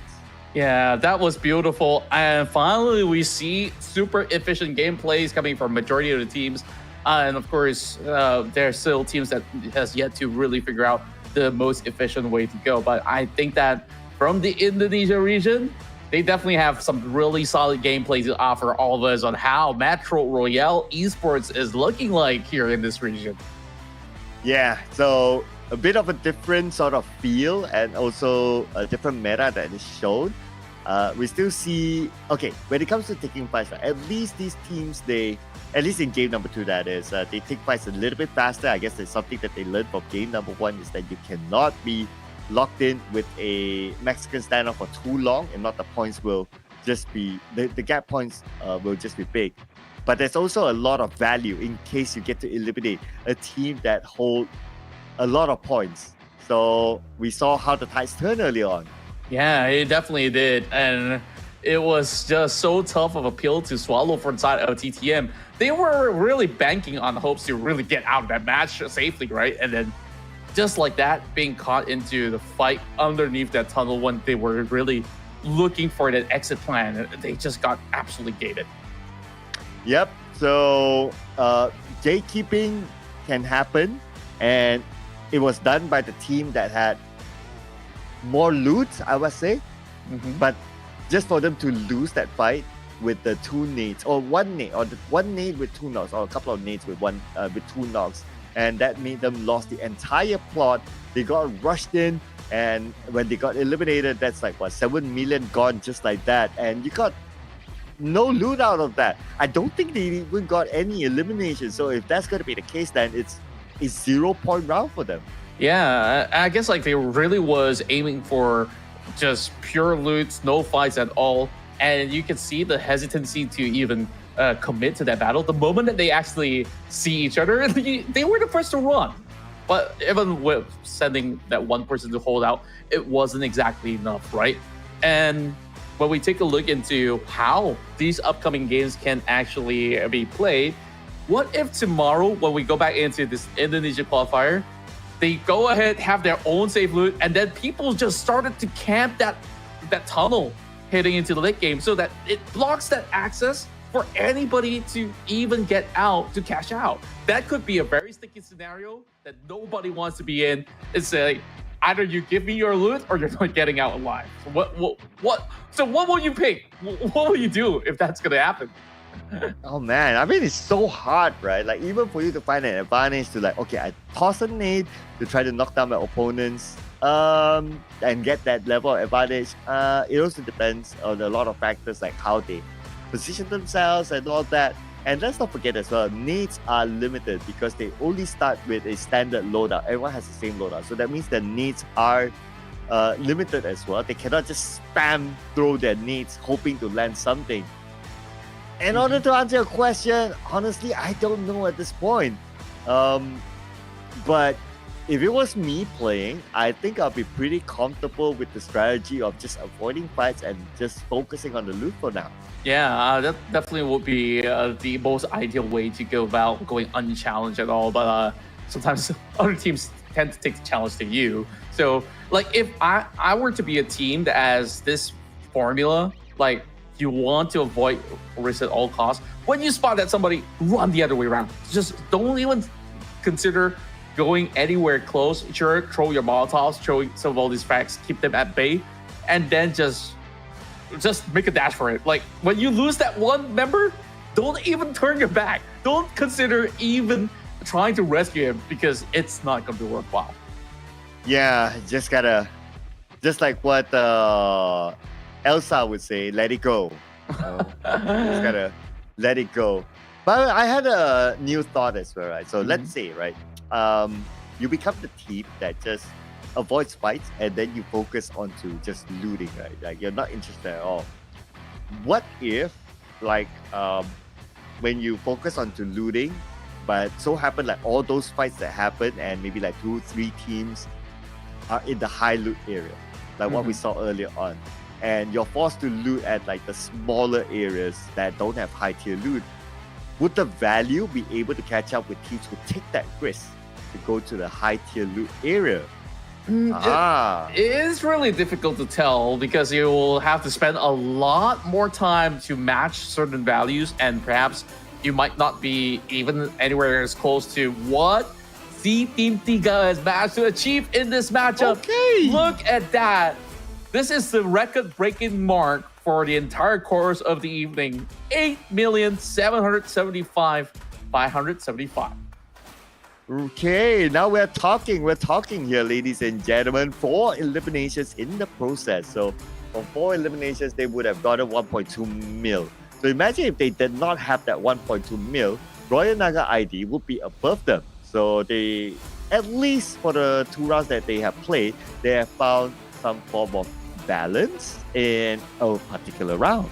Yeah, and with such staggering numbers out there, they could also easily be holding on to that number 1 spot. But remember this, Royal Naga ID also had a magnificent run. They were the ones to win match 1 here for the Indonesia qualifier. So perhaps they would still have an upper hand when they go into the standings, but boy has been that phenomenal player that has been able to pick off the rest of TTM in order to open up this giant bank account for the team. 5.1 mil just by himself. And not only he's good at looting, he managed to eliminate 2 players. So that's 600,000 in the pocket as well. Man, boy, let's see how consistent he can be, because by showing up these numbers, like, other regions will be looking at it and say, hey, you know what? If we do end up meeting at the next stage, that's the guy for us to beat. Oh, wow. Take a look at the overall rankings, Sir Cloud. We have Royal Naga ID leading by a slight margin. Team Tiga with that massive point haul within that round itself is going to be very close within reach, less than 1,700,000 or less, perhaps, in order to make a tie against Royal Naga ID. Meanwhile, fellas, not also coming up with some decent margins with 6.5, Toronto Rex with 3.6 as well. Meanwhile, it's a tie between TTM Esports as well as Susu. Yeah, so Susu right now, 300,000.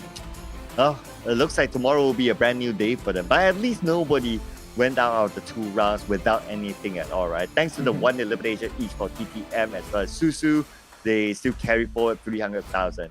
But that is it, ladies and gentlemen, for the Indonesian region. We are done with both Zombie Uprising and Arctic Base. Next, we will be jumping into the Malaysian region for day number 1, back in Zombie Uprising. This is something that I've been looking forward for as well because, just like the Indonesians, Malaysians also do love a whole lot of PUBG Mobile action. I believe that they do have a whole lot of creative ways to actually show us how they actually play Metro Royale in this competitive setting. So we'll see how exactly will they fare against, the play styles of Thailand, the play styles of Indonesia. But so far, I love what I'm seeing from all of our Indonesian players on board throughout that past 2 match. Yes, and next up will be the Malaysian region. So who knows what sort of play style will they bring onto the table. So gotta prepare yourselves for that, ladies and gentlemen, because we'll be going for a short break. And when we're back, we'll see you guys in a new region. So do not go anywhere, ladies and gentlemen. We will be back for the Malaysian region with the last 2 maps.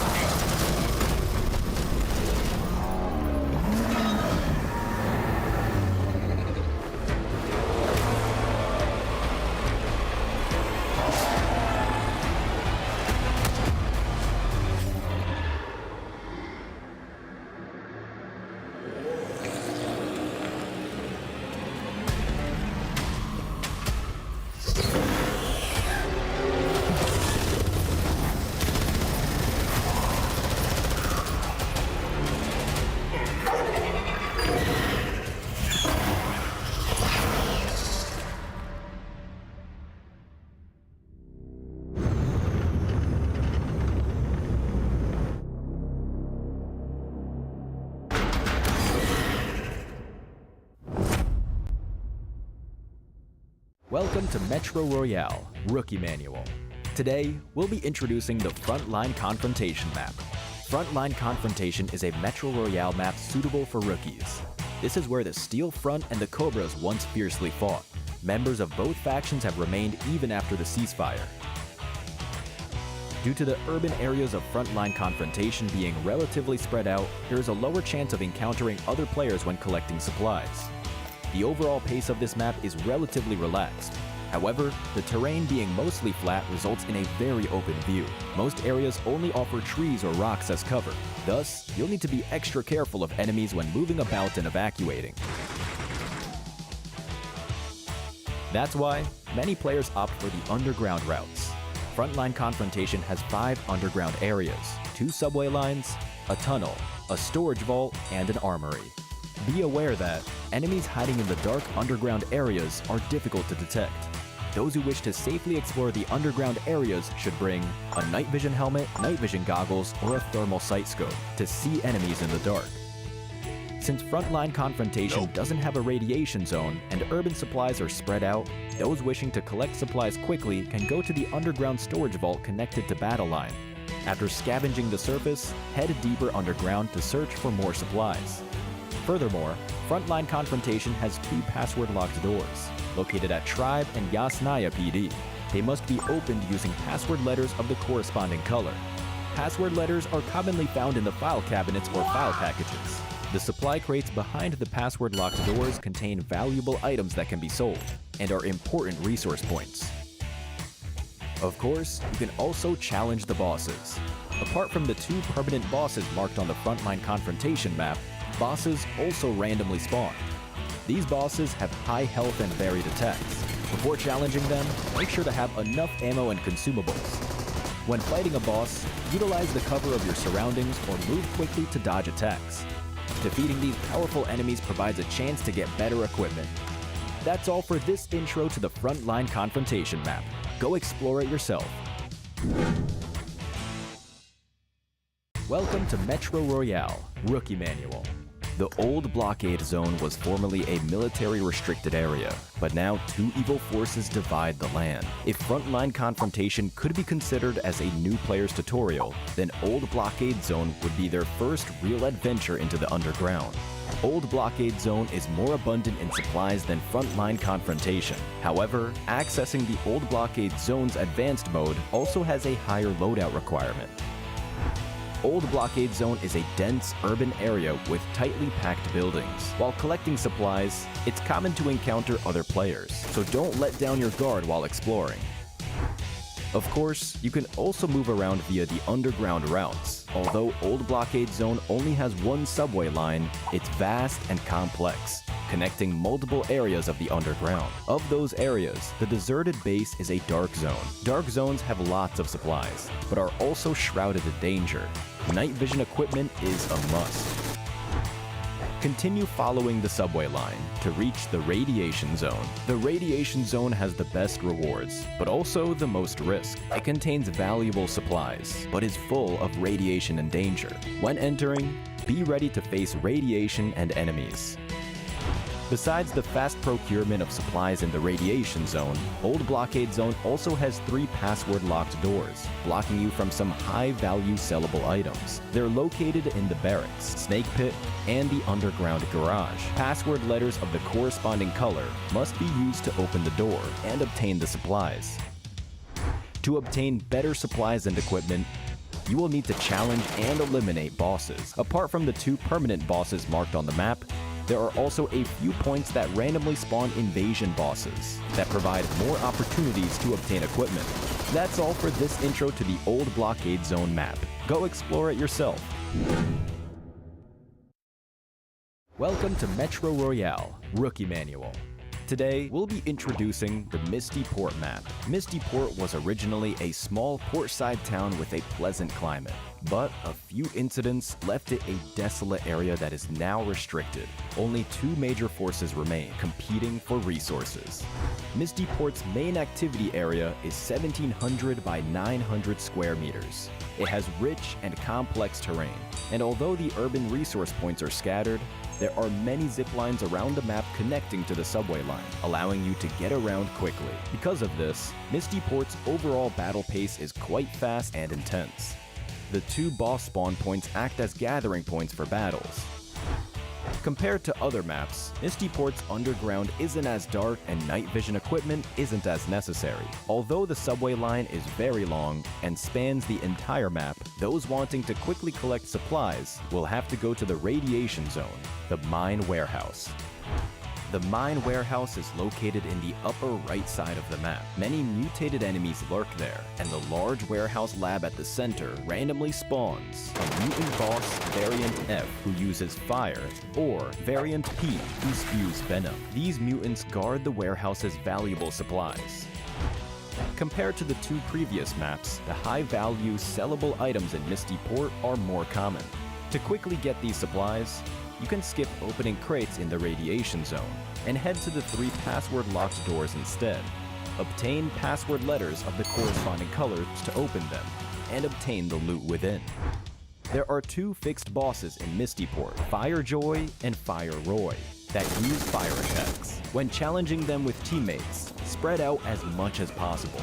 Also, be aware that there is chance in each match for the bosses to become reinforced. The bosses can then transform into special bosses that use drones and shields, Handsome Jesse or Handsome Pete. When facing off against them with teammates, make sure to focus your fire. Defeating these powerful enemies provides a chance to get better equipment. That's all for this intro to the Mistyport map. Go explore it yourself.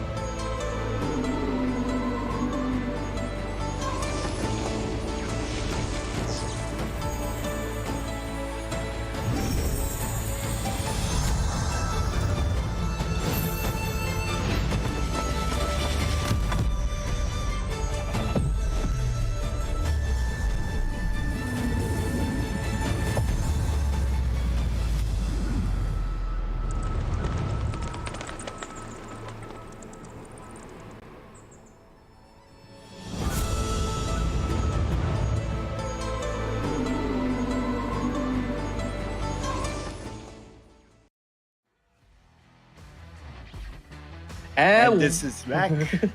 Yeah. Yeah. So my turn.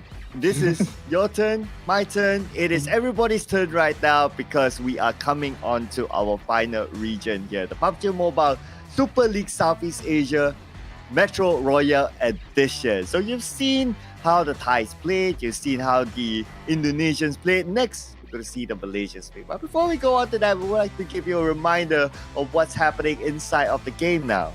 That's right. As if you were to check out what's inside of the client, we do have the airdrop carnival that's currently officially open. Call your friends to join a pirate bash and have a great day where you can explore the Ocean Odyssey new team area, the Pirates Booty Island, and also you can collect airdrop tokens and head to the airdrop carnival in-game event so we can upgrade your airdrop to level 5 for guaranteed set or emote of your choice. Yes, and this is only available for a limited amount of time as usual. But what else is available for a limited amount of time? It is the Galadria X suit that comes together with an advanced upgradable MG3. Now it's in the game, but it's only there up until the 13th of August. So don't forget to join up the event and unlock coupons and also limited outfit awards together with it. And that helmet is looking really, really fancy. That's right. And, you guys can check all these cool stuff out.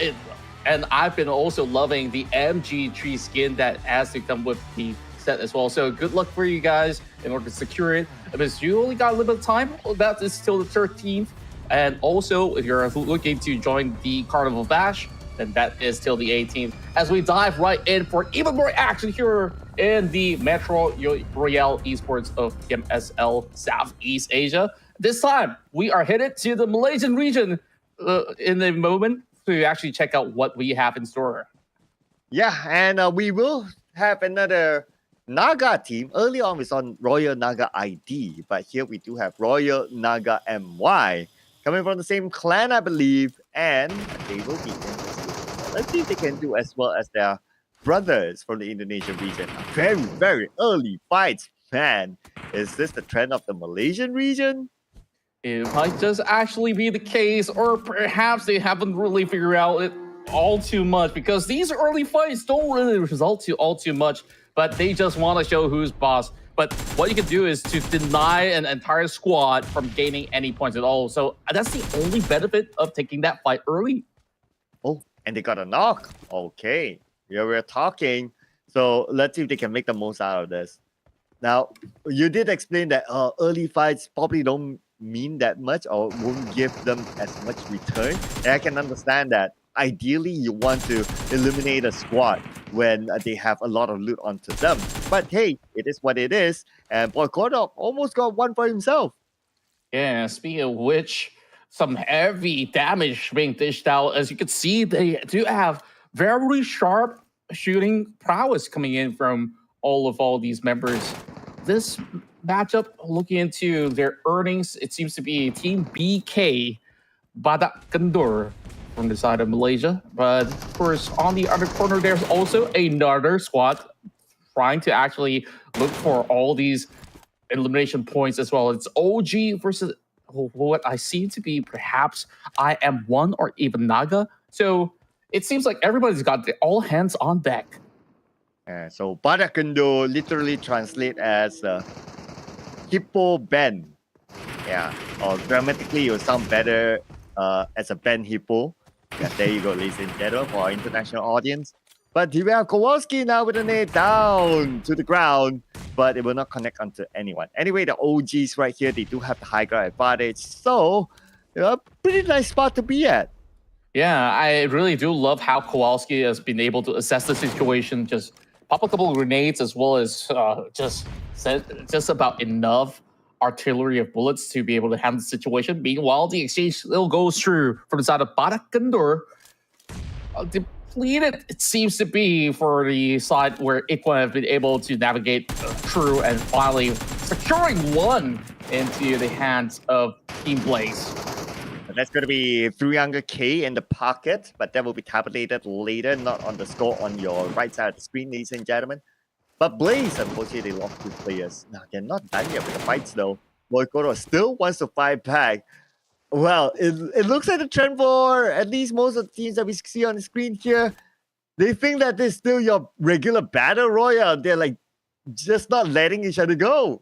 Yeah, the mindset does not really change overall. But hey, considering it to be so early into this matchup, they will have plenty of time for looting later on. But once again, time is of the essence. They will have to really keep a watchful eye onto their earnings throughout the course of the run. BK right now, losing that one member so early, they're kind of on the deficit at the moment. Same could be said about Blaze because 2 of their members have been taken off of the course. Meanwhile, Boykoto, he's been up here really plowing through all these bullets. He's only got about 400 more. Yeah, 400 to not only spend on taking out your opponents, but you have to consider that you might need to fight zombies as well. So gotta be very, very efficient with the bullets usage there. Ikwan as well, he does have an exit route behind, but somehow he chooses to still stay here. I guess he really wants those 300 points in the bag. So far, BK... okay, so far... Oh, hang on that thought for a second. Boykoro just got knocked down, so that leaves Ikwan alone now. Yeah, it's a very, very sticky area for them to play this one out. Harry, even, some may say. But there's always opportunities for them to just turn the other way route because it's a very wide area. But Ikwan's position is just sublime, getting a perfect bird's eye view, but couldn't really connect the shots in time. But there comes Boy, turning back around. Here we go. All onto Ikwan now. Run for your life. Run, Ikwan. Run. Do not look back. I don't know if there's any corner that he can basically run towards because over onto his back is just a layer of sea. So now he's got a clutch 1 versus 3. Let's see how he holds up to Ikwan. He spots one running over it, and it's going to be saying Sokia the damage. First knock. Okay. Beautiful work, but it's not enough. This is Squad Blaze taken out. And now they need to deal with zombies, but that should be okay. There should be enough time and space for them to reset themselves still. But still, yeah, they need to find loot. It's not only about getting the zombies, but you need to get the loot in. So it's probably going to be wise for them to try to find an escape route here. They try to take out all the zombies. Yeah, and at this very moment, while they are taking on some of these zombies out there, we do see that the rest of these squads that are keeping themselves busy with the loots have been able to at least reap some good rewards as we take a look at HLV, already with 1.2 mil, the first one to break the million margin. Oh, wow. Okay. Again, here's the trend, right?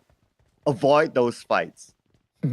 Focus on the loot and you shall be rewarded. So far, HLV have been doing so. And they're not really bothered about like, oh, you guys can have fights elsewhere. You guys can get eliminations. That's okay. Our value of the loot is a lot more than winning fights. Yeah, and for some reason, right? OG, they have been staying around these compounds for the longest of time. They managed to stash up about 850,000 at the moment. And they have yet to explore even half of the portion of the map just yet. So if they do extend their reach, I do see this team to have quite a high potential, but they got to really race it up against HLV as well. Meanwhile, Naga, they got a plant set up underneath these tunnels, but nobody seems to be making a move just yet. As HLV, they are already thinking about, oh, that's a smart plan. Okay, what they're doing right now, they take a bunch of these loots to move to this extraction point. They mark that this is the extraction point that they will be using in that late game phase. So you drop everything there so that you don't run the risk that if you have a few members out, you know that you just have to come back to the extraction point to get all of this giant reward to cash out. That is a really smart strategy.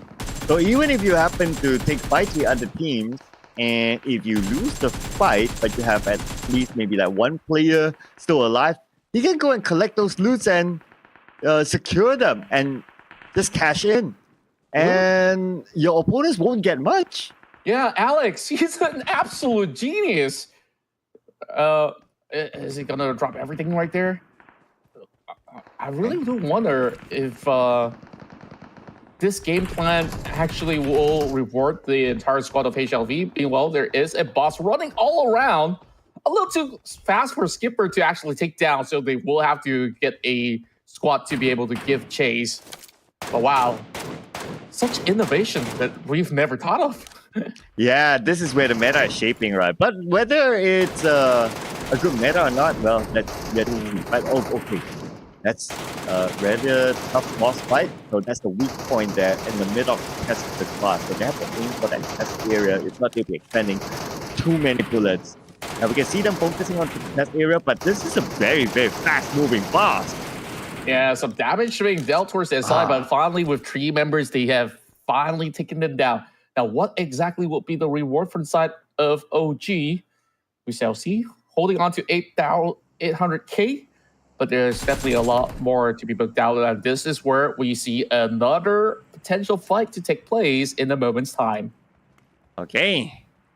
Involving I am number 1. It's not about who becomes the first team to be extracted. It's about collecting the amount of loot. So depends on how you think you want to be the number 1. You got to be objective about this round. So game tips here, ladies and gentlemen, in case you just joined us. Now it's nighttime in the map. So more zombies will spawn at night. So you got to stay vigilant because zombie will be more aggressive. And like what we saw earlier on, zombies really do chase these players down. Yeah, and of course, in this map rotation of what we saw from the zombie uprising, the difficult part is when you get into a tunnel or so, and you suddenly have a whole lot of zombies spawning, and you're in a tight area. You gotta really think, what are your choices as well? Because if you're gonna Molotov, maybe your bike also catch on fire as well. And it's always good to have teammates to be around. So if it gets a little bit overwhelming, you can always alleviate the pressure at any given moment. Meanwhile, speaking of pressure, BK going very closely towards the side of HLV. I believe that Ting has already spotted 1 member out. Is HLV going to suspect this, though? I don't think they know just yet. But if they do shoot right now, they will definitely be identifying there is a team around. Yeah, they're very focused on the loot right now. I can understand that as well. Since they have 1 player extracted, so they just need to collect the rest of them. Okay, here we go. The fight's happening right now involving BK. BK playing with 3 players, HLV 3 as well as 1 player have been extracted. And BK, they're playing this again like a regular battle royale. They want to go in for fights. Yeah, well, why care about looting up if you can just steal everybody else's loot, it seems. They're all looking at zombies, though, so I guess it's a little bit distracting. Whether or not, are you actually catching a player or a zombie? I guess there's only one way to find out for some of these guys. But HLB, I think they're absolutely aware, but they are dealing with the zombies first and foremost. But the rest of BK now charges into the factory grounds. Something that I believe HLV should be familiar with, as they've been dealing with zombies already, very actively involved, but they got to watch their bullets as well, because if in any given moment that they collapse, it's all about having the most resources in an extended fight. And look at how fast these zombies run, right? Carlos, his helmet and vest totally shredded by the zombie encounter. So they decided to like, okay, nope, it's not going to be worth it. If you go out to a zombie, I mean, it's all on you, man. It's all on you. You had the option of running away. Yeah. And I also do believe that they were also part of that early skirmish, which might have actually resulted in some wear and tear of that little 6. But they're just basically dashing for it because they know that these things can run. But Carlos, he spots them now. This is going to be disaster for IM1. But Ting, he's also still dealing with the situation. Carlos, though, everybody seems to be occupied, so Carlos is all alone. And now the zombies is on to Carlos. Carlos running for his life. Oh, man. This is what happens when you play at night. Oh, here we go. Rambo is in trouble as well. Everybody just running now. But where can they actually run to? They're just booking the hills. There's not going to be any form of loots at all for some of these members of BK. They spend so much time not looting throughout the phase. They need to understand this game is about looting up. And the longer they stay out there, they're just losing so much value.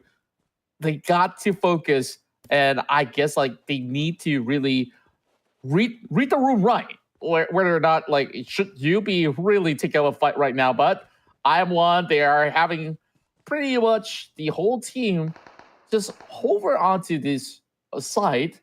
Meanwhile, still have Ting alone on the other sector. Oh man. I mean, like, for the likes of BK, hang that thought for a second. HLV, fix. They managed to get that long-range knock on the Ting. So now Ting is going to be up for grabs. He needs his teammate Boy to come back him up. Meanwhile, look at the bunch of zombies as well. I guess there's not just one person interested in bagging whatever is in the loot crates of Ting. But the sad news for HLV is that they're the ones with the high-value loot.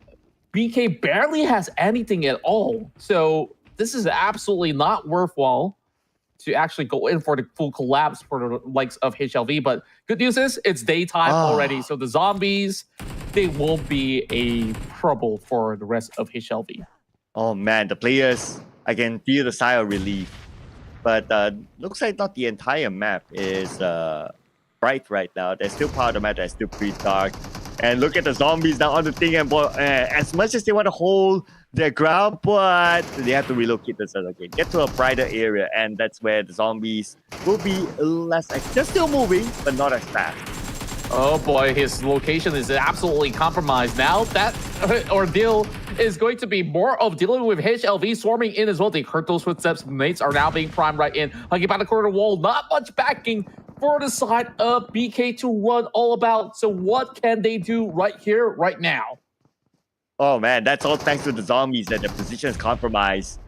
Okay, so now they're pretty much stuck. Even if they exit to behind, like, they'll probably be a target for HLV. So they have to take this fight head on. But we can see Ate, he is making a run for it from the side, going for the flank. And this Ate, he is very familiar. It feels Very familiar. Yeah, former pro player. Okay, we got to find that out later on. But anyway, the way that he moves, he definitely has the jiggles with him. Let's see here, 1v1. Ate goes in for Boy and dances around, and he won the 1v1 fight. Beautiful work, and now looking for Ting as well. So it's now being popped, but it was way quicker coming from the side of Genie's Boy, I believe. That will definitely cover their tracks for now. The other member of BK absolutely missing in action, nowhere near this site. Therefore, Ate will be able to reap the rewards. Now, I want to really find out, is this the Ate that we think it is? Probably it might be. There is a possibility. Man, I mean, how it could be a coincidence, I don't know. But if we base on like, he went for flanks and he won the 1v1, that's kind of sussy for me. Well, it just gives off this pro player vibes from what we see from so many PUBG Mobile tournaments that we have actually casted. And I honestly won't be surprised. I mean, if you're not going to be part of the PMSL, this is one good way to still be featured, you know? Yeah, I know, right? And there's still a prize pool here, so why not, right? Earn some cash with the skills that you already have and the experience. So you can see, like, he went for flanks. He clearly knows what he's doing, and he was the only one that went for the first flank. So you know that this guy knows his stuff. Indeed. And now that is about 600 points in terms of eliminations that have been acquired for the side of HLV at the moment. Naga has not been spotted throughout the course of the run, but if they were to exit, it'll be pretty interesting. Now, there's only about 2 minutes or 51 seconds, and there is a full collateral right underneath the tunnels, and it's a full set coming in from the side of Royal Naga Malaysia. Oh, wow. They all fall down like dominoes, and it will all be claimed by only you. Oh, that is cash in the pocket. Great work there by Naga. Okay, so it looks like both their teams doing so far so good. And with that win, they not only get the points out of the bodies, but they also got their loot. So now they're number one, 3.3 million.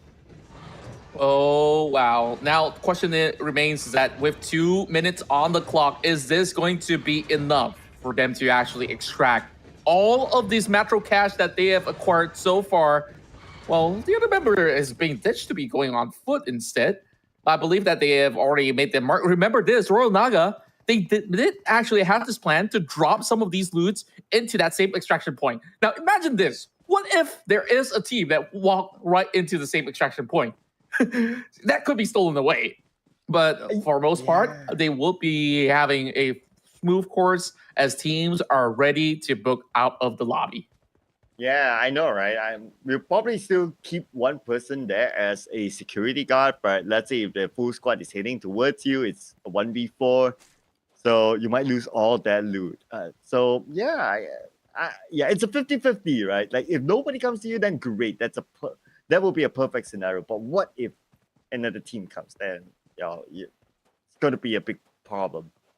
It definitely would be very, very dicey situation for them. But Team OG, they've got 1.3 million right now in their back, and they're looking to make their exit as they will just fly off to the sunset. But take a look at this. There is a team outskirts. It's Royal Naga. They're going in for the ambush, but this is not the right time for a fight. 45 seconds. They all have to get out of here. Oh, yeah, you put it out right. 40 more seconds to go. If not, nobody wins. So they are running for it. Okay, only you. Okay, still going for the chase. Only you. You have to turn back. Oh, no. What's happening here? From the back. Kowalski. Backstabbing them from afar. Oh, no. Naga. Naga eliminated. Oh, my goodness. OG. The number 2 team now gets all of these points back. Now it does not matter anymore. They should be able to quickly cash in. Only 5 seconds. You don't even need to think about the loots right now. But if they do, they can actually be rewarded. They need to get out of there in tech right now. Oh, man. Does it count? Because the timer is out. The timer is out. Oh, my goodness. We'll need to leave it to officials, ladies and gentlemen. OG, will it count for them? After all that effort of securing so many eliminations. My, oh my, Contra, this is the tightest round that we've had so far. Oh my word. I did not believe that happened. To the top 2 teams. A total disaster for Royal Naga, but even worse is I saw the timer. What does it count? Like, did any one of these members actually eject it to make it work? Because they've had what? They had a few million in the back. They have not looted those bodies. But once they do, sure, you have plenty of it. But they don't matter if you don't make that 10-minute mark. Man, I wouldn't want to be our officials right now. You really need to count to the dot now. Did they make it or not? You probably need to look at the replay like multiple times just to be really, really sure. It could be down to like the 0.0 second whether they ejected or be extracted on the dot. I don't know about this. This round is just insane. Like towards the end, that was like bam. I absolutely love this because it's pure cinema. It's drama all around. Like, it's drama for Royal Naga. They were the ones to strike first. Did you expect them to all crash out like that? I think what Naga was thinking is that, hey, we only saw one guy. He must be the last one to eject. But no, it wasn't the case. Oh. It was a bait. It was a bait. An absolute bait. But who's really the bait here? Like, are they both the baits? I feel so. Yeah, and we're gonna talk about this like in earlier on the show, right? Like we would like to see like something like this, like okay, a setup, and then as you want to extract, like somebody shoots you, like that would be crazy. But like what you said, right? Was that a deliberate setup, or was he deliberately the bait? We don't know, right? Unless we get an interview, that will probably be able to pick their brains. But looking at it, it's like both teams almost, was it a lose-lose situation? I don't know. We need to wait for the scores to see whether it's a lose-lose situation for the both of them. Yeah, I guess like there's only one way to find out in a moment's time, but what a match that was, Sir Cloud. Okay, so we started off with like how many fights? About 3 different fights taking place. And sure, there was certain teams that called for truce. There were also certain teams that had fully committed to it. So we have seen like 1 or 2 teams actually take a early crash course out of the match. But after that commotion, it really felt like teams were scattering around trying to look for those loots. Only HLV has the right ideas to say, okay, we're just going to go around, loot up safely, and then any bonus coming in from the fights that we can pick on our exit, we'll just try our very best, which they have done so efficiently. Meanwhile, I think Naga's game plan was solid. They were looting the entire game. We don't really get to see them. But when we saw them, I guess like we kind of wish we didn't. Yeah, I know, right? I know, right? And imagine if like the points didn't count because they were late. HLV basically is the only team with points. It could just be. It actually could be. But looking at this situation as well, I'm not certain that anybody else from any other team that has found a way to eject, or would it actually all eliminate it? Man, yeah, we didn't know for sure, right? But what we're sure is that HLV did make it. But for other teams, we don't know at this point. This is the craziest tightest. And can you imagine this, right? This is only the qualifiers that we see this maybe sort of set up. Imagine what other setups could happen, like when the group stages happen, when you have filtered through like some of the best teams around. Yeah, especially when you play against a high caliber player, that is where it gets so much more intense. But I believe that to be so much fun because we're having a whole lot of fun here, even casting those epic moments, especially what just went on for that Malaysian qualifier finale. Like, it cannot get juicier than that. Now it's time for us to find out what went on in that past match, as we will have HLV to be the top team of match 1. Okay, no surprises there. They are the number 1 team, but BK did not make it. OG did not make it as well. Royal Naga, they did not make it. Blaze did not make it, clearly. So only 2 teams actually made it. So in that last fight, it actually did not count. It did not count for OG because we saw they were busy looting up. They just have to get out of the match. Oh my goodness. I think this is where greed is not good. Like, the only instance where you have a whole lot of fortune sitting right in front of you, you need to have that discipline to look at that timer. I think we're so distracted. But tell you what, we got the fortune's chosen one. It was HLV Ate that have shown us a staggering amount, close to $1 million. That's 927,000 in his bag. We're gonna get answers here, alright? Is this the Ate that we know of? The Ate that used to play for MPX NC and Dingo's Esports. Is this the guy here? We gotta get answers here, ladies and gentlemen. So if he is, well, I mean, just based on his game sense and gun skills, this guy could probably be MVP all the way. Well, at least for qualifiers.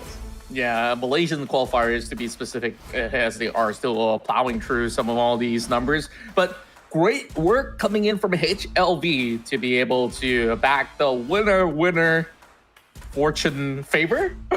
There, I guess like we finally found a certain catchphrase, do we? Or is that not up to your liking?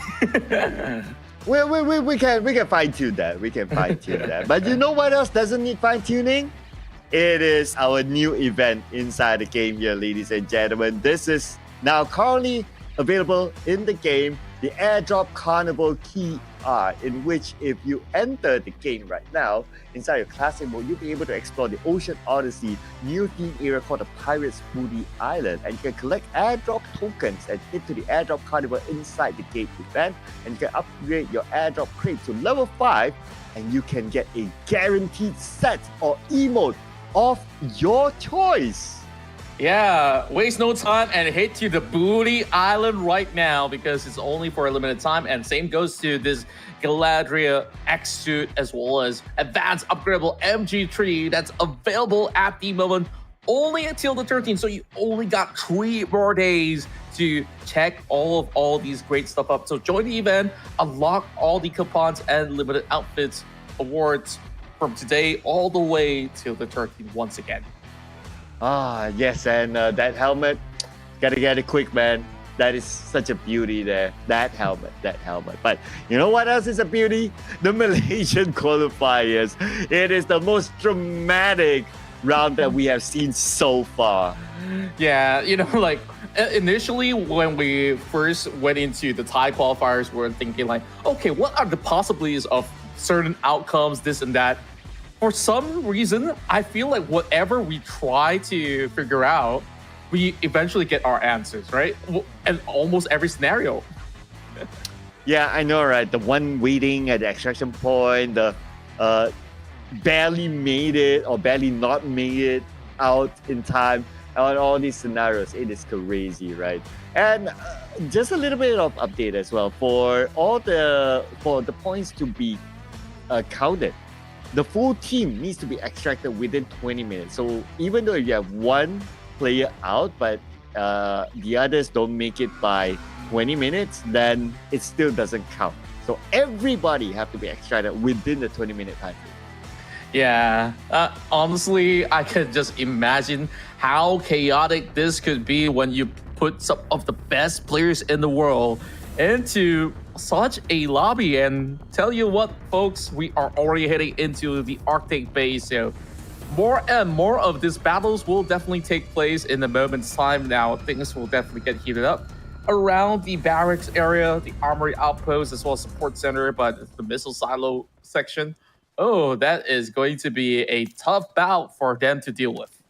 Yeah, I would love to see your Rosemaries, your Yummies, your Tony K's all playing in this lobby, in this game mode. And they'll probably forget that it's about looting. They'll probably just like, okay, I just want to go and shoot somebody.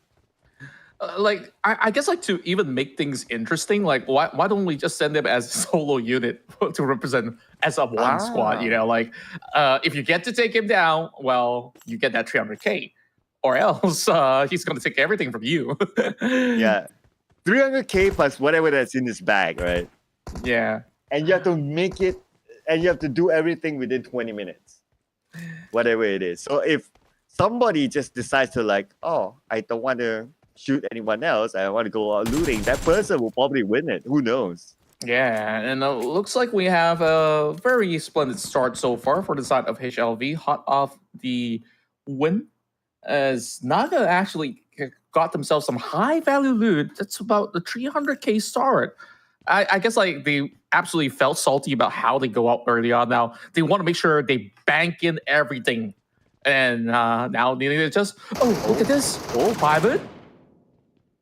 Oh, he whips. if he can get a couple of knocks there, he'll be upgraded to a sergeant. But because of that whiff, you remain as a private, my friend. I guess like you have to go for the title of lieutenant first, and then sergeant. So step Well, they by have a step. skipper though. Oh, I guess that counts then. Oh, that absolutely counts, my friend. Wow, wordplay. Something that I need to be on the lookout for. But I guess like they could play him like a Sony DVD player. Well, I tried a little too hard there. yeah. Yeah, it has to come naturally, Yeah. Yeah, it's okay, it's okay. You have a lot of rounds to practice.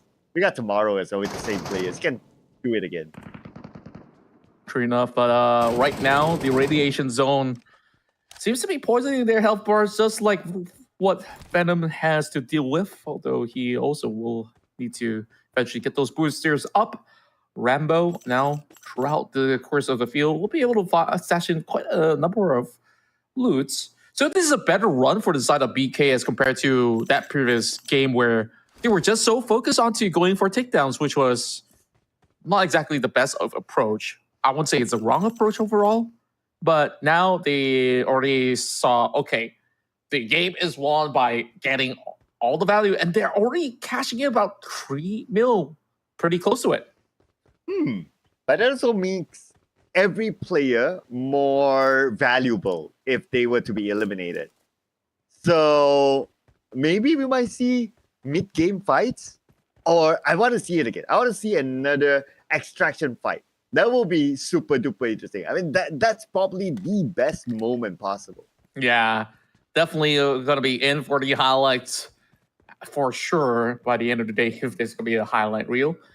Meanwhile, Naga, Malaysia, I guess they botched that, but if that scenario didn't happen, they could have easily been that number one team throughout that course of our Arctic Assault. So now, up close and personal, it's going to be OG as shots are being fired from the side of, it seems like it's just going to be one of the bots that were pretty much spawned up. Meanwhile, the further they journey into this part of the silo, they're just going to get into a tick of hurt because there's going to be bosses, there's going to be other teams, and I'm just hoping to actually see OG pull off something impressive here. Yeah, they are the OGs, right? But they need to pull out something really, really interesting or impressive, so to speak, because they have to do catch up now. So that's why they're all in on the radiation area to try to gather as many high value loot as possible. But there's another team close by, and that's IMI just across them. But if you kind of look at it like visually, it's not going to be easy for them to see that far. Yeah, it's just going to be a very, very tricky until they run pretty closely into less than 200 meters. Then it'll be an easy catch for sure for now. A very distant proximity for them to still be able to loiter around, gather loots. But it looks like the side of IM1 is just closing in. Now, it is rather interesting that, one portion of the map, you have that radiation, and the other side is like, oh, it's bright and sunny, and it is yet to be nighttime, so no need for those night goggles to be on just yet. But Naga, we still got a whole lot more to deal with here. I believe they might have actually spotted the boss already. Oh, okay. This is a regular target. There you go. Oh, wait a second. It's It's a boss. Okay, it's a boss. Okay. It took Illusi a while for him to take him down. Okay, there you go. You need to get help from your teammates. And it seems like Naga won't be able to just get this one pretty much at ease. So that will actually send them into perhaps a 3 million margin or even higher. Oh, we got a ticking clock right there. Not sure if there's any lubricating oil, but I guess that's not as high value as compared to the clock. Yeah, I'm pretty sure it's a cheap item. Yeah, Pocket you would watch. know. But looking at all the other teams now, HLV, they're the team to watch right now because they did really well in the previous round, right? But we can see that other teams are like, okay, we got to catch up to HLV's value. IMI now 5.7 mil. Whichever team that can try to take them out will be really, really happy, and you're like instant billionaire. Oh, well, millionaire, that is. Well, billionaire if you're going to wipe out every single player and get all of their loots if it actually fits. So even so, is that going to be enough? The question is that. But here comes Fix Bay now claims portion of the globe, and let's see what he has in store for us here. So Team BK so far really doing magnificently well. This time with 3.5 in hand. Ting also scavenging around on the outskirts, hoping to find some sort of similar value, but usually like small crates like this, you gotta also look at the glow, whether they're gonna be able to offer a whole lot more. There's a couple of pocket watches which can be taken. BK does just that, but looks like just going onto this scavenge hunt over onto the edge has been working and paying off for the side of BK for so much more. Okay, traveling past the underground passage is IMI. Right above them is Naga, and they're going up. Okay, they might meet with each other. Let's see what would the plan be. As looks like IMI, they're not interested to ascend just yet. So they are just traveling down and heading to the other end. But they're pretty okay right now. I mean, 5.7 mil, they can afford to avoid fights. I thought that there was actually a cart that they could utilize, but they're just going on foot. Meanwhile, speaking of going on foot, Alex now getting caught out as HLV might actually lose this member. I don't see the rest of HLV being around. And somehow, it seems like HLV have had a very poor start as compared to all the other squads who's actually cashing a whole lot, especially I am number one right now. Literally at number one. Oh, yep. And a pretty comfortable gap, I must say, for now, that is. But since they have a full squad, they can definitely still add to their numbers. And look at this, right? They played this very smartly. They probably had they probably heard the audio cues of like, okay, Naga was above them earlier on, and they choose to avoid it, run straight down, and come out on the other side, and they can continue to loot here. And they're not too far away from the extraction point. Frankly speaking, even if they extract now with 5.7 mil, it's not bad. Yeah, they can actually cash in at least one member at the moment and make do with the rest. And here goes Carla spotting one running out of the open, but there is a third party involved coming with a flank. I believe that to be HLV that's firing the shots. Oh man, okay. Lucky enough that he wasn't knocked. But anyway, even if he's knocked, he's in the position that his teammate would be able to pick him up, so he should be fine. But anyway, that gave away his position, so now HLV knows that somebody is on that hill. So we can see Ate just checking around just to be sure that the coast is clear for now. But interesting enough for HLV, they are actually the lowest valued team now. And I believe that could be because they lost Alex, and maybe Alex was having majority of the loot earlier on. I believe that to be the case. And even before that, it seems like they kind of had a little bit of struggle into securing any high value loots. They've only been by the outskirts for most part. Meanwhile, Naga will be able to scour even more. Now, adding it close to 2 mil, and yes, they will achieve 2 mil at the moment. Added to the elimination as well, that's another extra 300k in the bag. Yep, one player from IMI extracted. So I guess to a certain extent, they are ready to just leave. Maybe like the other three players, they're just doing last minute shopping, and they'll probably be gone. So this could be the quickest round that we've seen for a team. Potentially that is. Yeah. I am one, at least like with one member being extracted. They were looking at the rest of the squads to do perhaps even more. Because there's still about, 8 more minutes left on the clock. They could do whatever they want with that time. If you want to start hunting out for teams, you can actually go in for that challenge. But you can see that Royal Naga, after what happened in that past round, they are being a lot more careful. I think that they are also considering the value of all these other loots that does not really give that much value to them. So they just drop it on the ground and just maybe look out for more, or perhaps pass it around so that you can distribute the weight of how much of these value they are carrying in terms of Metro cash. Trying to be as efficient as possible, right? Yeah, but that's great teamwork and coordination. I believe, at least on screen, that's the first time that we're seeing that happen, and they obviously have the space to do it. So hopefully that will give them the return that they hope for. So far, 2.4 mil, it's okay. But because we have OG and IMI who set the benchmark, then, well, 5 million now is probably the number that you want to hit before you extract yourself. And speaking about extraction, HLV, one of the players, they're done. Probably the back's full. Oh, yeah. And is it rather too early? Because they've only lost one player, meaning to say that the other two will need to do the heavy lifting.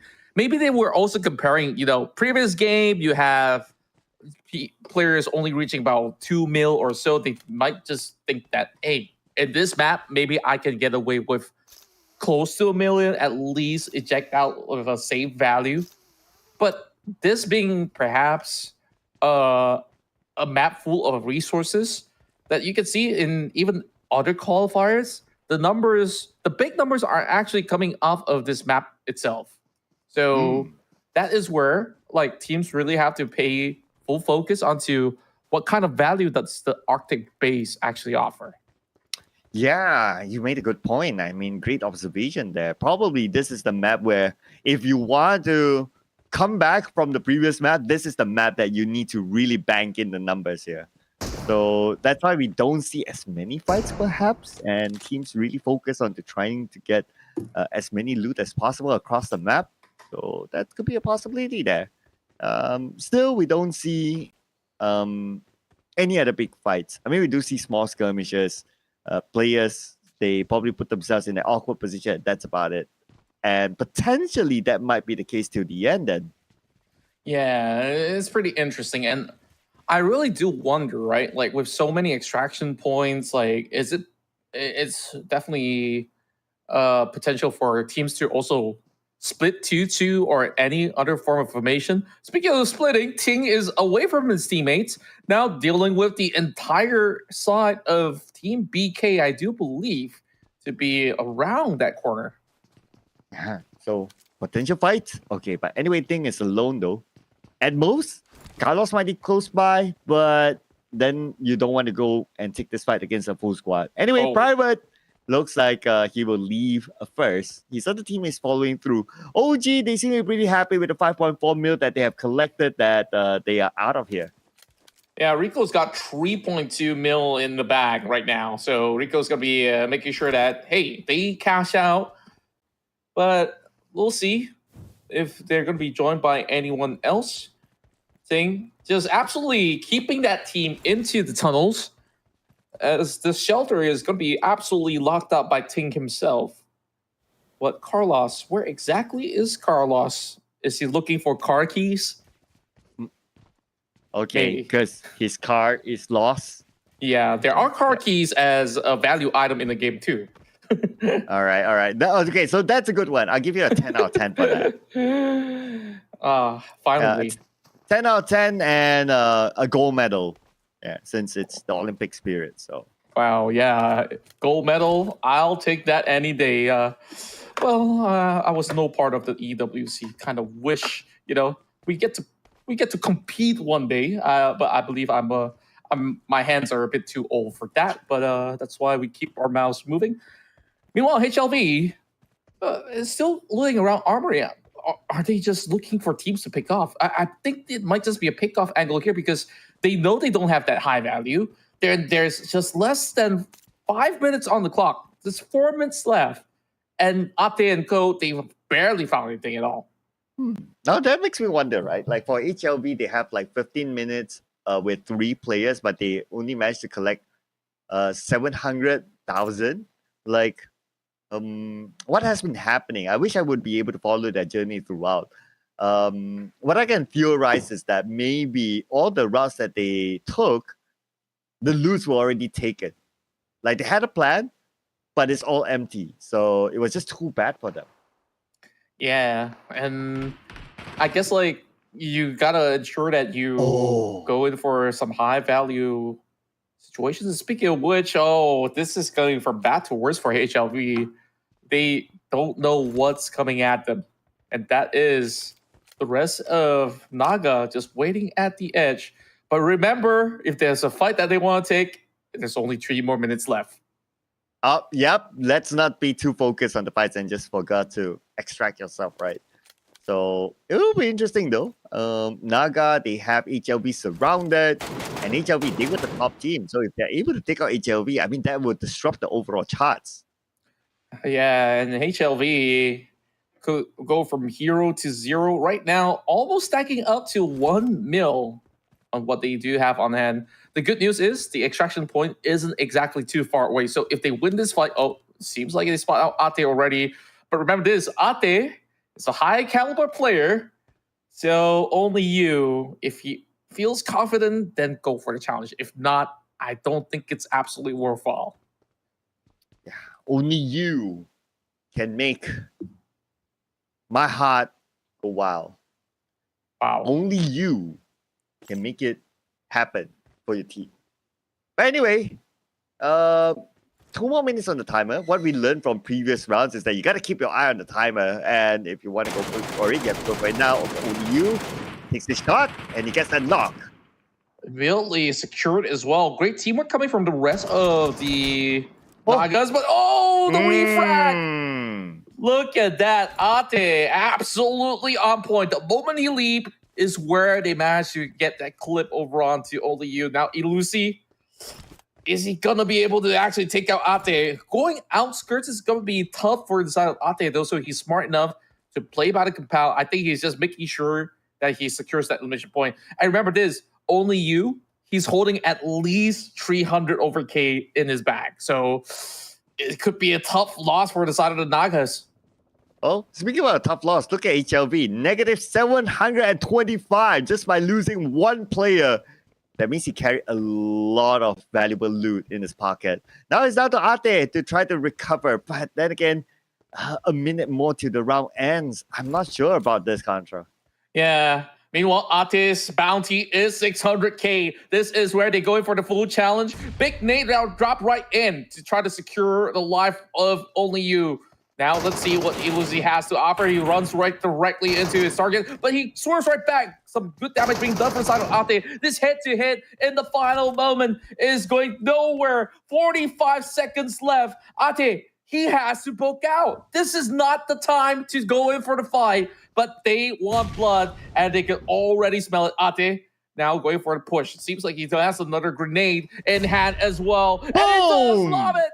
And the entirety of Naga is already out. Well, if I go out, you go out together with me. I don't know if he will be able to make it in time. 20 more seconds on the clock. He sees the smoke. He's making a run for it. 15 seconds. Looking at the countdown right now. Ate has 500 over credits. He has to cash it in. 9, 8, 7, 6, 5, 4, 3. No, he's not going to make it. He is not going to make it. And HLV will not be able to cash in Ate. Oh, no. Another late fight that has costed a squad. I can't believe it, Sir Cloud. I can't believe it at all. Like, they can't be baited again. But this time, of course, it was coming from HLV. To be fair, HLV kind of won that previous round, so they didn't really know what went on that previous match.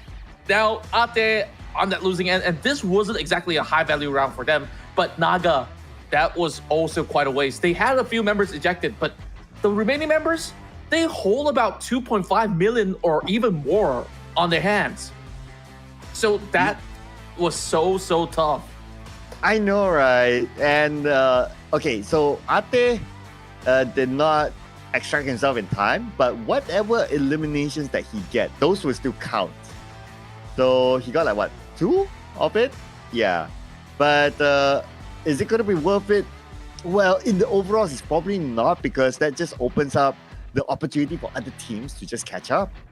Yeah, and I guess like some of all these other teams, like they just prioritize going for a full treasure hunting mode. Well, it's just like how what the events kind of like running in the carnivals. But when it comes down to what went on in some of all these outskirts, like it's just a little bit scuffy on not only the execution but also the game plan. It doesn't seem like some of these guys have got a plan at all to begin with. Yeah, it's just like, okay, just do whatever, right? But if I do like the game one plan, if it's a plan at all. But this round, it feels like, yes, there was a plan of looting first, but when it comes to taking fights, it felt like everyone's just turned on their battle royale mindset. It's like, okay, this is a battle royale. They forgot about a counter. In fact, Naga could have just left that area, get everyone extracted, and keep their money. Yeah, and overall, I guess like when we take a look at that final skirmish that we had between HLV as well as some of all these players of Naga, right? Like they saw that green smoke coming in from seemingly a close distance, but it isn't exactly as close as we thought because it wasn't on top of the mountain. At first, I guess, well, if you're only going to look from a certain angle of the field of view, then it looks like it was just over on top side of the hill, but it's actually by the street, which Ate, if he had just about 10 more seconds on the clock, he might have actually made it. Yeah, I know, right? He just needed like the extra 10 seconds. And okay, I want to say that if he didn't loot, he'll probably make the 10 seconds, but he did not loot. But the fight just took a little bit too long. But it was what it was, right? Imagine if his opponent was still there. He wouldn't have the space to run anyway, so it's a much needed fight for him to take. Yeah, and also it was an outnumbered battle that Ate has managed to win because one of his teammates was taken out first and foremost. And I guess Naga was a little bit too overzealous on what they could potentially achieve because they already gotten one knock. They thought, hey, why not just zone this guy? But I guess like that with that decision, they automatically locked themselves into that long drawn out fight. So even if let's say Ate goes out and Naga survives, I don't even think that Naga could actually make it because you would assume that, oh, you want to go in for a pickup of your teammate and then after that you run to the zone. So either ways, you're losing time. Yeah, so a lot was wasted there, if you ask me. I was wondering what would be the best case scenario for Naga, right? Like, okay, they took out one from HLV, and then maybe they could have just left, and Ate would have been thinking to himself that, oh, they are still around, so he would be really, really cautious of leaving that compound, and that would have made him like lost time and missed the extraction point anyway. Maybe, I mean, that's like a different multiverse altogether, right? That could possibly have happened. Yeah. And on top of it as well, when we take a look at how teams have approached all of this, I'm glad to also see that certain teams, they ensure that, okay, this guy, he's already got more than maybe above 500K in his bag, and they're happy enough with that. Send that guy out of the match first. You get a little something, and then to make it to be a guaranteed match of full spoils to be accounted for, make sure that you just do absolutely nothing beyond that 13-minute mark. Like when you see 12, you gotta run. You gotta just make sure you go to the extraction zone because there's nothing that could potentially be important enough that for you to really secure all of that Metro cash. So I guess like this is something that teams, they really do have to take note moving forward. Yeah, 2 minutes. 2 minutes. That's about the golden number that you need to make a run for it. Unless if in 2 minutes someone's waiting at the extraction point, then that will be like the duel to escape. And add zombies in it. Imagine it's like nighttime, right? Add zombies with it at night. That would be crazy. Oh, that will be so fun to watch. So perhaps that will happen tomorrow as we have already concluded all our matches for today. It's just going by so fast, Cloud, that I didn't even really notice that, hey, time was running out. And I guess this is how the players feel like when they were playing Metro Royale. You're getting it. You're getting it right now. You have graduated my Padawan.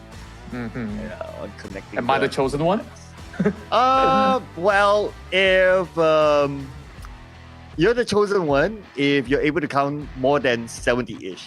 I definitely could do that. So Yeah. we managed to count by the millions today. So Okay, I think it's definitely a new feat that we've been able to achieve.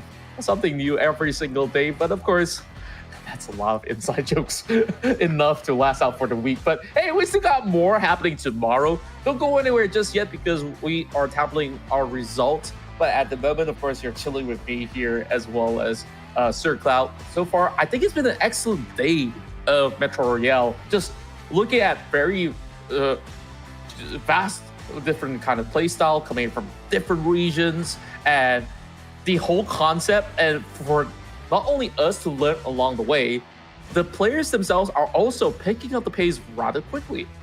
Yeah, the whole concept and the whole plot twist of it. And the more they pick up, the more plot twists we will get because you wouldn't know what they will be doing, right? Whether it's on purpose or not, well, that remains to see. But this is where we all come for, right? The points itself. Here we go. I am number one. Totally ignored everyone. OG learned their lesson, ignored everyone, just went in for the points, and they got themselves 7 and 5 million respectively.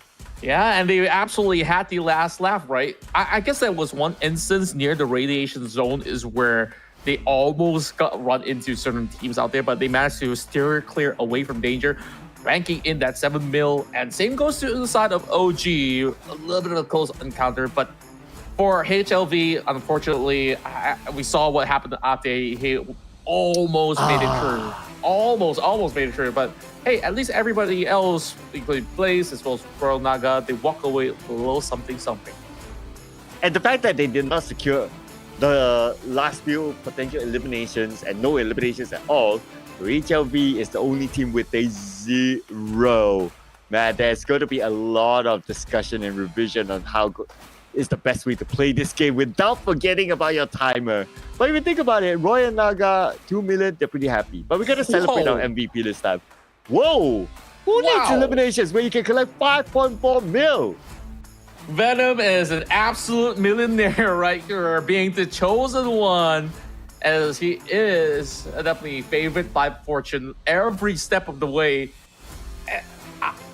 Well, Sword Cloud, we look at these numbers and we I don't like to make comparisons with other teams or so, but 5.4 million is like even higher than certain squads out there. In fact, just by Venom cashing in, you could have possibly even win the whole round.